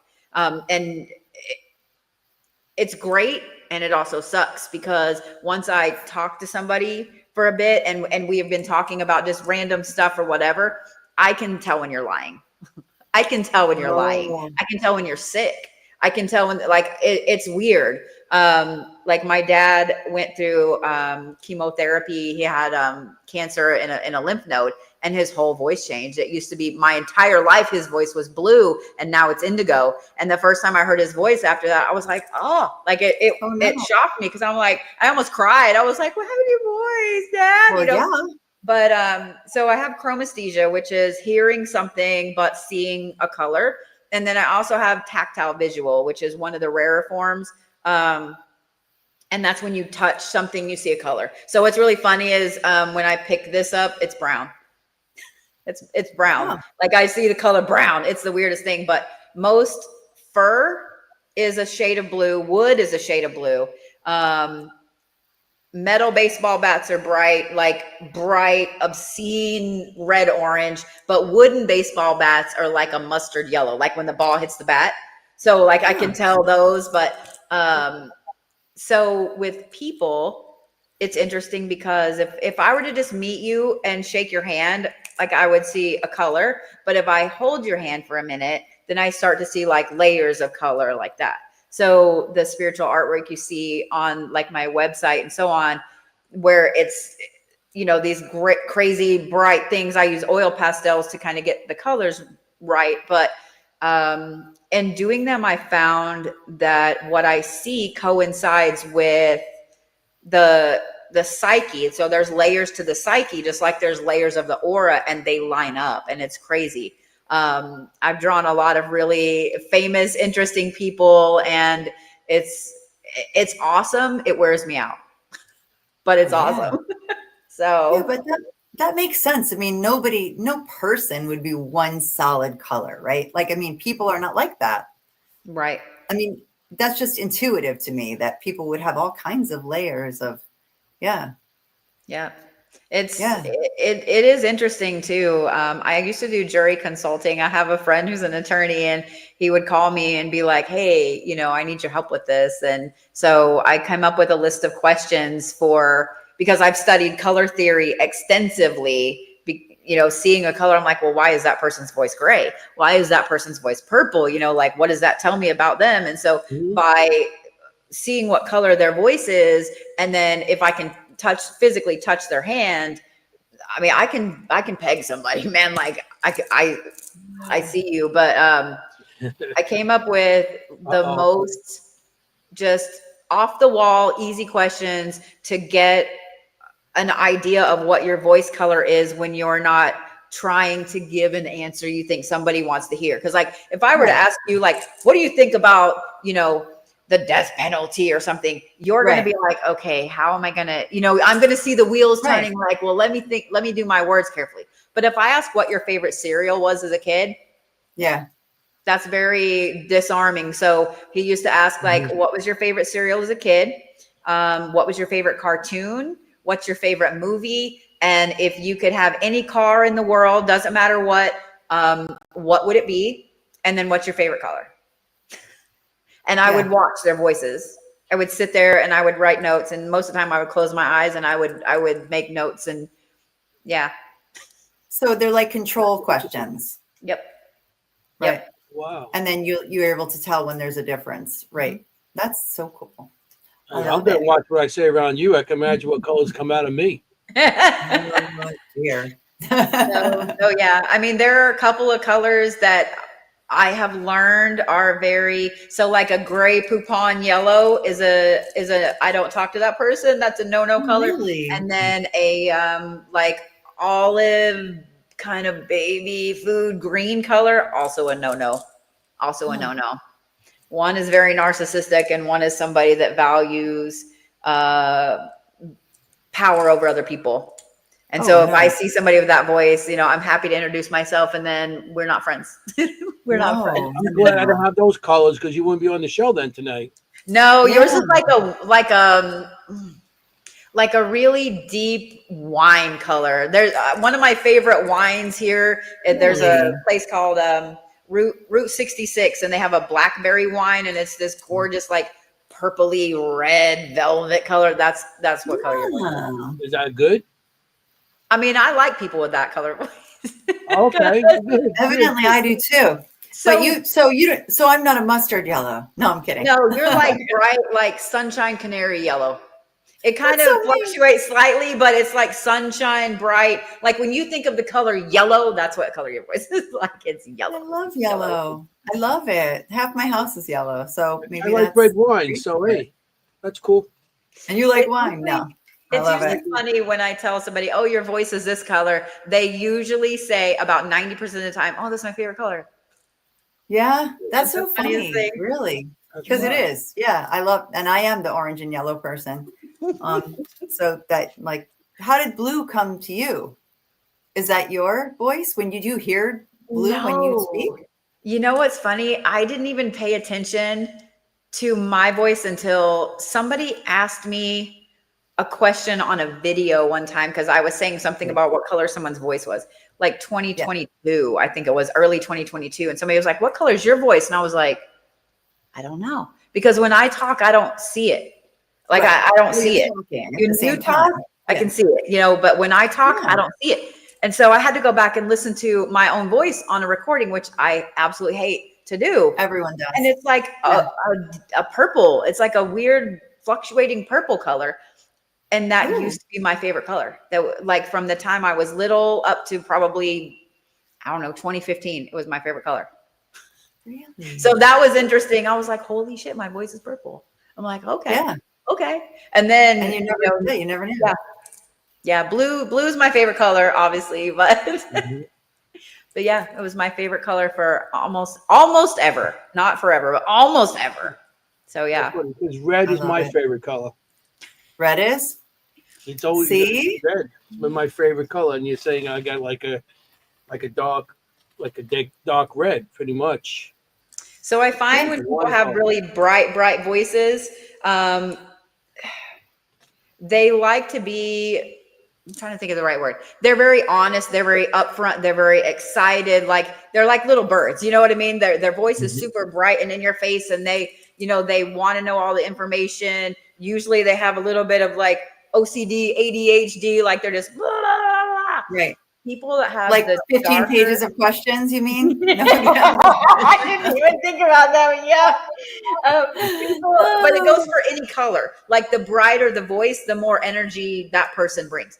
But the darker the voice, like yours, how I said, it's like that gorgeous, like wine color.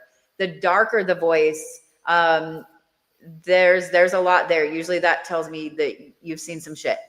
A lot of shit that you don't tell people.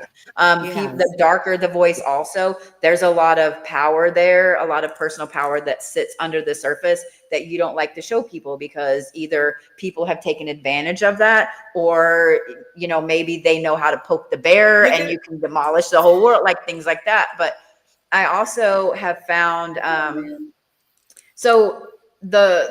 think that I always had a little bit of synesthesia, because in high school and junior high I played the trumpet, and so I always could see when the notes were wrong. So I almost always had perfect pitch because I could see when it was wrong. And I tried to explain that to my band director. He's like, "How are you always like almost perfect?" And I'm like, "Well, I can see it." And he kind of would, look at me like I was insane. But when I got out of high school in 95, we were on a family vacation. I got this really horrible headache and I got really sick. My mom drove me back to Tulsa. We went to hospital, and my fever was like almost 105, and I had meningitis, and they didn't know what kind. So they threw everything at it. And I died in the ER. They had to bring me back, and then they put me in a medical coma. And 2 days later in ICU, I woke up out of the coma long enough to hit the button because my vein was collapsing. and they were surprised because like nobody's supposed to be in that room.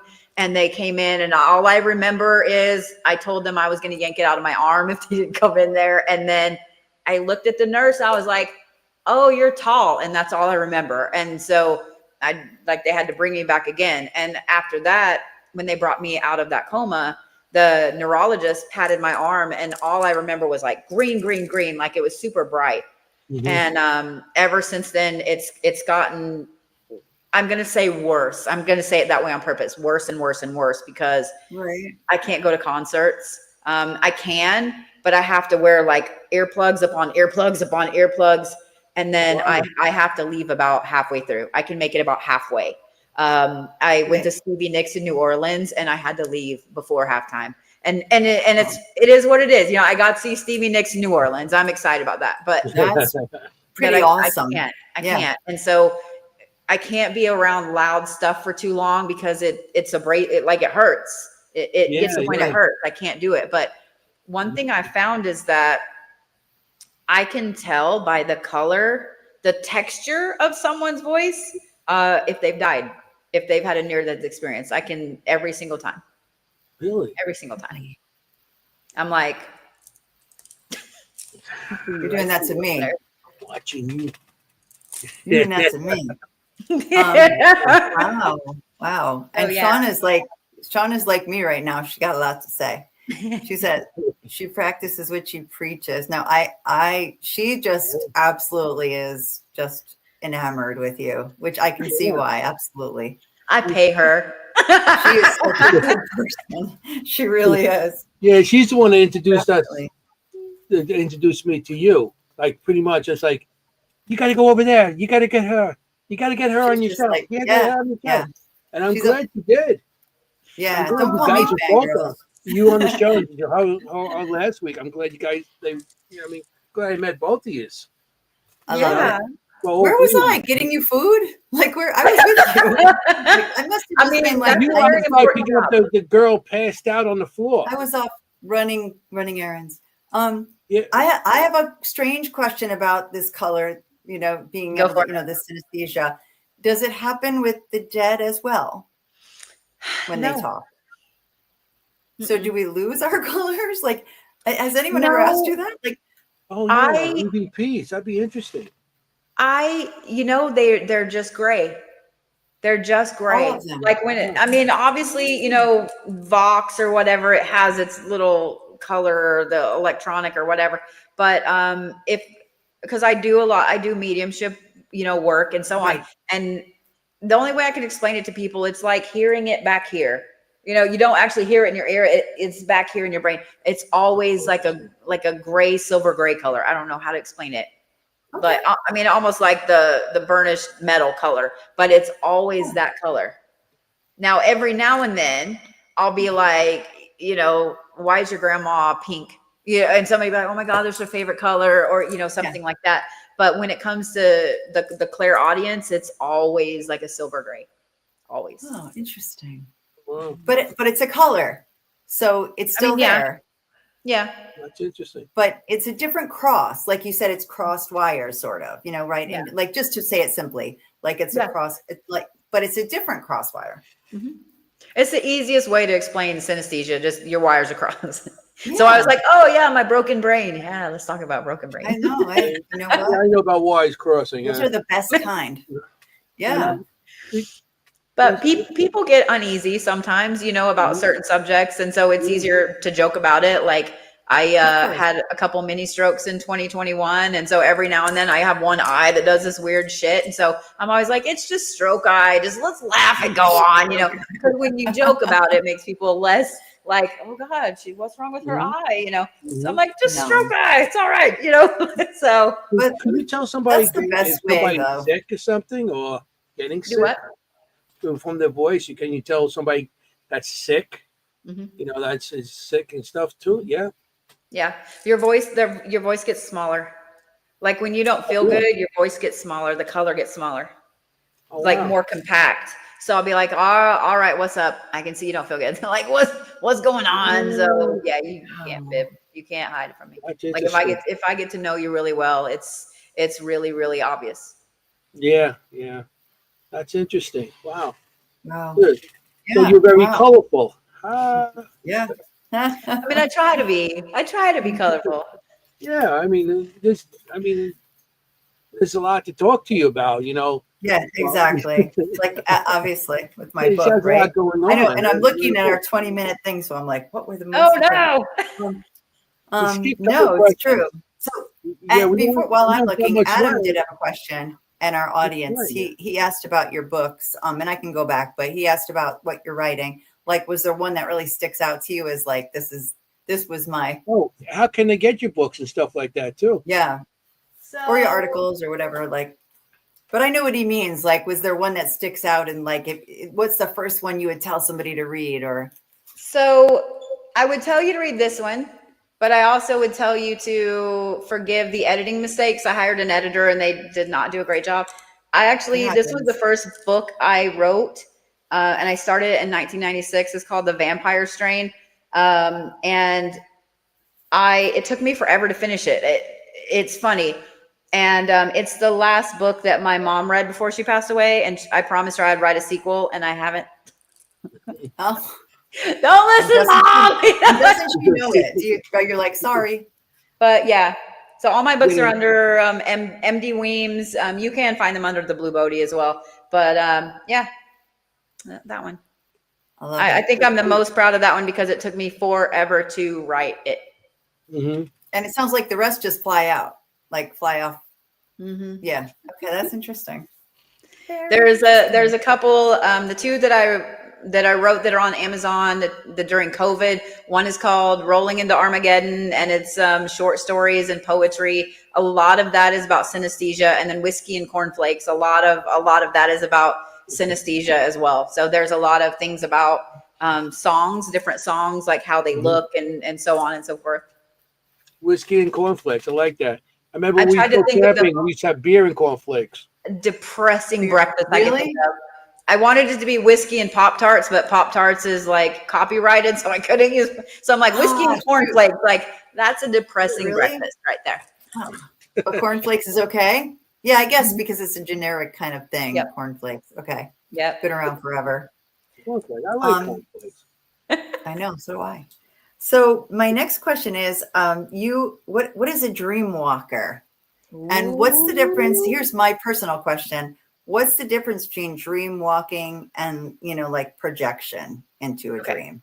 So dream walking is like, let's say you're asleep and I'm asleep and we're friends and I'm like, oh, I'm gonna go to Jenny's dream. I can actively in my dream transfer myself into your dream, and we can go to Niagara Falls, or we can go wherever. So it has good and it also has bad, because it can. I mean, think about it. If you're asleep, you're kind of open. So somebody that's very talented as a dream walker can go in and cause a lot of problems. Some people that are dream walkers, it manifests as a kid. Like you go to school and you tell your best friend, oh my God, I had a dream that we went camping or we did this. And the friend's like, oh my God, I had that dream too. And it starts to happen a lot and so on. So it's different than lucid dreaming, because you're lucid dreaming but actively in someone else's dream, able to go in and out of someone else's dream. So technically it's the same as projecting into someone's dream, but astral projection is different. So astral projection is being able to just kind of leave your body. Like I always tell people, astral projection and astral travel are two different things, where astral projection is like, I'm going to leave my body and go walk around the kitchen, go walk around my neighborhood. Right. Whereas astral travel is leaving and going to the astral plane. But dream walking is very interesting. And unfortunately, in my line of work, I've met a lot of unscrupulous people that feel that it's okay to do that. And I have to point out, I'm like, is it okay for somebody to do that to you or to your mom, or your dad or your sister? Like, would that be cool if they just did that to them, And if the answer is no, then you shouldn't be doing it to other people. So, yeah. Mm-hmm. So Al, this is Al, our friend Al, the author and podcaster, Al Cooley in Ohio. He said, I heard that's dangerous. I'm not sure if he's talking about astral travel or dream walking. Is either one? All of it can be. Yeah. I mean, because let's say that I don't know you, and I don't know that you're a dream walker. Okay. Well, I'm a dream walker and maybe I'm a very unscrupulous one. And I'm like, oh, I didn't like what she said about this. So I'm going to go into her dream. Well, I don't know that maybe you really know your shit. Like you could cause a lot of problems, you know, for me, Sure. I could, like, it can cause a lot of problems. And with astral projection, I mean, you can get out and have a problem getting back in. With astral travel, you can go too far. You can go too far. Thanks to Broken Brain, and at the risk of sounding crazy, but I tell my followers, like, I teach people when I teach astral projection, you need a tether. You need something that helps you travel there. So like mine is a black Pegasus. So like I have one tattooed on my arm and I keep one beside my bed. And so you train yourself that like, this is how I'm getting home. So like maybe you love trains. Maybe your dad was, you know, worked in at the rail yard and you love trains and you associate that with safety because it was your dad. So take a train to the astral and you always know you can get back. But, I always tell people, I'm like, man, you can't get too far. Like you put a little black horse beside your bed and you need me, I'll come get you. So I have people all the time that are like, you were in my dream last night. You pulled me. And I'm like, well, what the fuck were you doing way out there? Why'd you have to call me? You know, but it's been nice too. I mean, even if somebody's just having a bad dream and, you know, they have that beside their bed, if it helps them to sleep better, then, you know, I feel like that's a win-win. Right. No, that makes sense. Is it like a practice, like anything else? Like little at a time? The more you do it, the stronger you get, you know, the easier it is and so on. A lot of times I tell people, every single person is going to astral travel once in your life, whether it's because of a high fever or maybe you did some shrooms or, you know, whatever, like you're going to go. But when you go on purpose all the time, I mean, there are beings there and they start to notice like, why is that person back here? And I tell people it's like a really screwed up version of Monsters, Inc., you know, in that they will try to do what they can to get whatever emotion from you to fuel them going forward. But I mean, we drop cannolis. Yeah. Cannoli. Hey. Yeah, we did. Hey, cannoli. Good For stuff. For the new people that are in the audience, when we say cannolis, it's a drinking. You're supposed to take a drink. That's we ever on drinking game. A little drinking game. I love it. I'm not arguing at all. Like when she says this is going to sound a little bit crazy, we look at her like, no, probably not. Not in this show. It's not. I know about crazy. I've been astral traveling for about 30 years. Wow. For about 30 years. So I have learned to either have on like rain, like thunderstorms, or frequencies like the solfeggio frequency, so I don't travel, so I can actually sleep. So it sucks sometimes. Yeah. I can imagine. I can imagine it just happened to you and like, okay, I want to sleep. And it does. I mean, your body is in a sleep state, but your mind is still not. So you wake up and it's like you didn't sleep. Right. Your body is rested, but your mind isn't. So it's just as bad. You know? And I find that people that are neurospicy, I have epilepsy because of the meningitis. I find that people that are neurospicy, epileptics travel more nights than they actually sleep. People that are on the spectrum, people that have ADHD, people that have, you know, any of the things that make them neurospicy, they travel a lot. And kids that have it usually have night terrors, you know, because they've pinged the interest of something over there that wants to know why they're coming over there all the time. And so I do a lot of work with kids. Helping them take control of the situation, because I mean, that's a scary thing. You got something standing at the foot of your bed every night. You know, that's a scary thing for a kid. Yeah. So I like working with kids, you know, even with the paranormal stuff, to help them out as much as we can. He's so good with them. But but when you go into these states, so I know because I have sleep apnea, and I use the machine and everything, and when they took that test on me, they said I had like 100 somewhat dreams in a night, but I wake up the next day, I don't remember any of them. Oh, I remember all my dreams. Okay, but when you go into your, you know, travels, do you come back and you remember everything? Most of the time, yeah. Yeah, I will voice record it on my phone. I have like, the voice recorder, I'll voice record Yeah, it. I would say, yeah, Um, that's and, very good. and sometimes it's weird, I'll just see random things. And so then it's like a logic puzzle. Like I got to write it down and then look at, all right, what's the meaning of this and this and this and this and this. But there's sometimes when I wake up in the morning, I'm like, why am I here? Like, why am I here? I was just here. Why am I here? Like it can be Yeah. really disorienting. Like it can be really disorienting. Wow. And So can you go through this without even realizing you're doing it? Because I know I have some kinds these fantastic dreams, and I wake up and I'm like, whoa, it's so realistic. mhm, Is that maybe a form of that? mhm. If you have sleep apnea, then I would bet you probably travel a lot. I would bet you probably Yeah. travel a lot.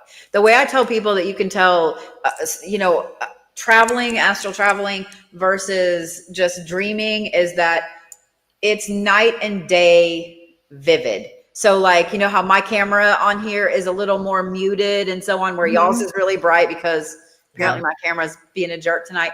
That's the difference. So how I'm seeing you and how I'm seeing Jenny, y'all are bright and crisp, right? Where I'm a little more muted. So my camera would be what you see in a dream, whereas you two would be what you see astral traveling. So you're going to remember, she had on this crazy, gorgeous, bright shirt and the blue couch behind her and so on. And then you have the forget about it, and all the pieces, like they're very crisp and bright.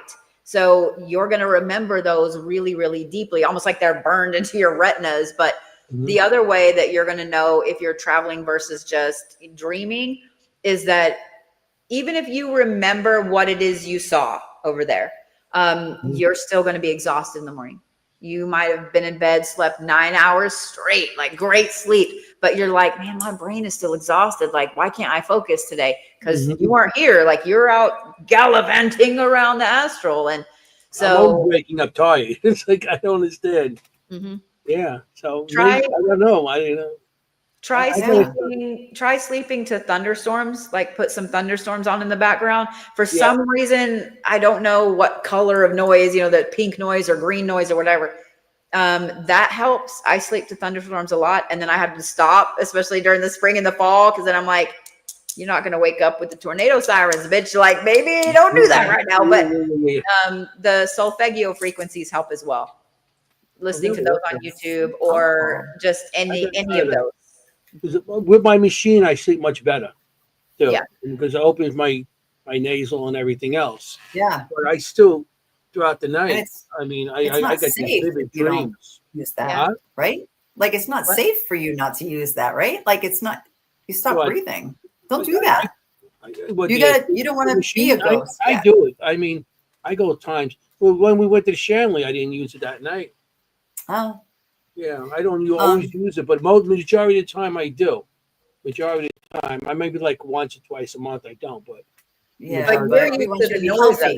it. Like you just drown the noise out because you've obviously had it for a while. So you're used to the noise. So probably at first you slept great because you weren't used to the noise, and that broke up the aspect of your brain that's going to travel. Well, now that's assimilated into your brain. Your brain just goes, oh, that's just the machine.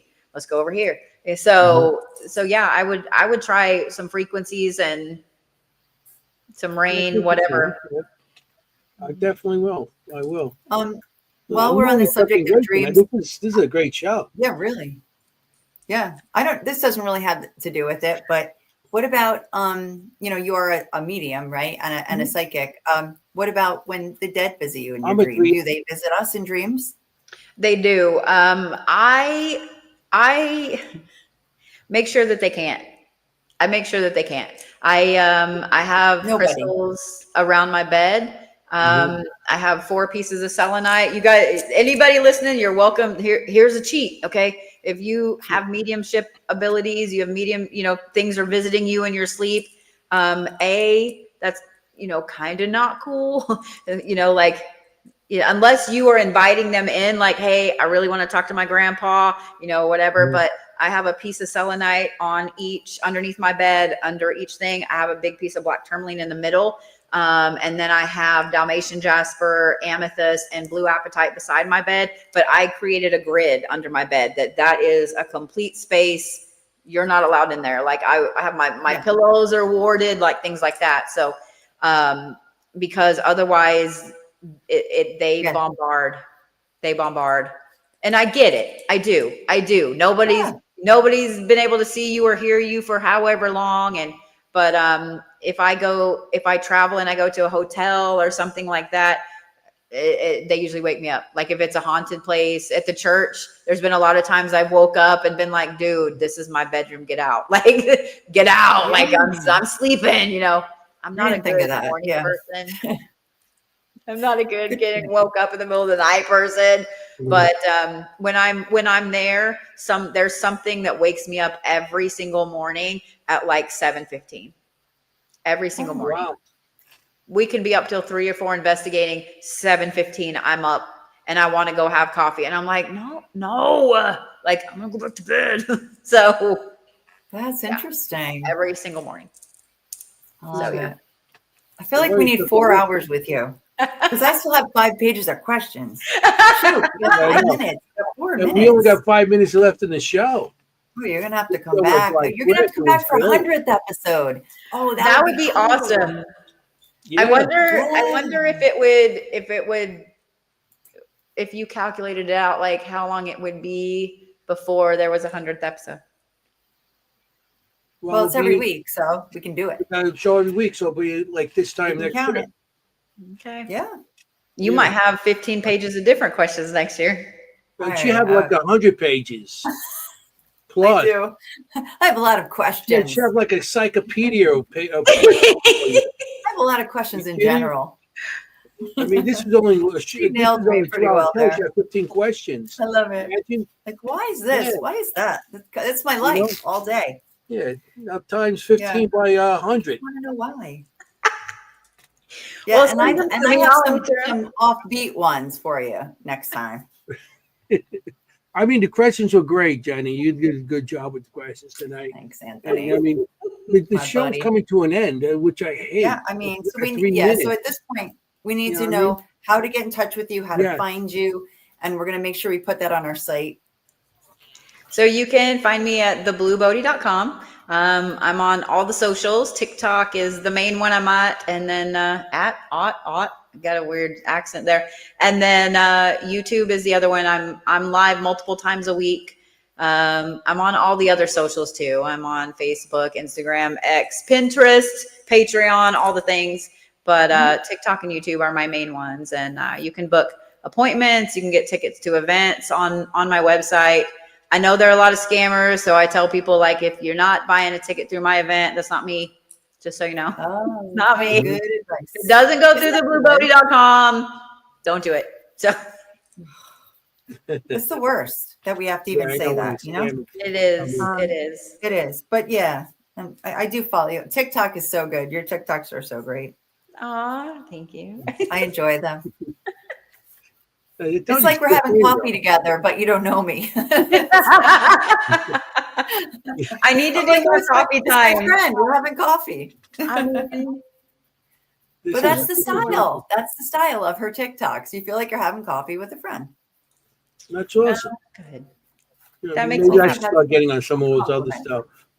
I love it. We're going to put all that on our site so people can find you, because we had a lot of people here tonight. A lot of people, really. Lovely. I agree that the time went too fast. Yeah, definitely. And we appreciate everybody being here as always. Thank you, Adam. Yeah. Oh, good. Now you have a new TikTok follower already there. Now you can have coffee with her. You got a bunch. That's awesome. That's very cool. You know what I mean?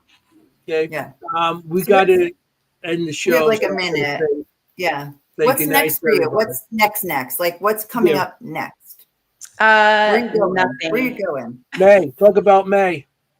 Oh, so in May, I have a big event at the Reliquary at St. John's, Phantoms and Fire. It'll be a 3-day paranormal vendor event. Vendor applications are open. If you guys would like to come, there'll be some celebrities there. You can come and investigate with Jason Voorhees. And there are 2 people named Voorhees in the cemetery. So I thought that was cool. But Dutch name.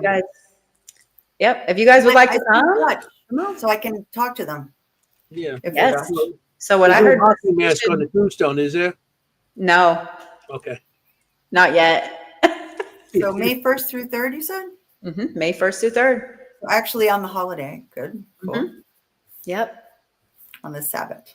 Yes. But yeah, I am off for the winter. My son and daughter-in-law are having their first baby in December, and so Awesome. I am going to be going to smooch on the grandbaby, and then Yes. the next thing will be the Tucson Gym Show in January. So I love it. Nothing better than that. I love grandchildren. I got Anthony's to watch got a mine 5 days a week. grandson. Yeah. Yeah. My daughter just got married in January, so hopefully I'm next. Yeah. If you're watching, Julia, hopefully I'm next. no It was pressure. such a pleasure. No pressure. Such a pleasure. Yeah, exactly. No, but pressure. We're at It the was such a 2-hour mark. pleasure. I know, but let me tell her, what a pleasure to meet you in person. Aww. Like not in person, but on the screen. And thank you for being here. It was an honor to have you for our 50th episode. It was great meeting you. Truly. Gettysburg, and this is a great show. I've had so much fun. I can't believe that was 2 hours. I know. I got thank Shauna and Danielle for sending me over to your table. I love me some Shauna and Daniel. I love me some them. Yeah, great people. They're wonderful. I mean, we agree. Yeah, we had a great show with them also, and now a great show with you. Now how are we gonna top the show? This is gonna be one of those shows. I know. Well, we're going. Oh well, we're 2 hours in a minute. We're gonna be. We're not allowed to, I'm gonna but get yelled at. come after us. I want to. So I got to end the show sometime. So I want to thank everybody for coming tonight. We had a fantastic night. We had a lot of people in the audience. Thank you for everybody who came in, all the new people and everything. I hope you guys come back next week. If you guys like the show, hit some hearts and likes on the side there. Sign up for Earth Radio. Subscribe to the channel. And I just got to say, thank you, Madam Blue here. We had a great show, and I just want to tell everybody that if you're going to go out there and investigate, you got to be safe out there because you want to look for ghosts. You don't want to be a ghost. Hey, forget about it. Ciao, familia. Good night, everybody. Bye. Good night. Good night. Hey, how you doing?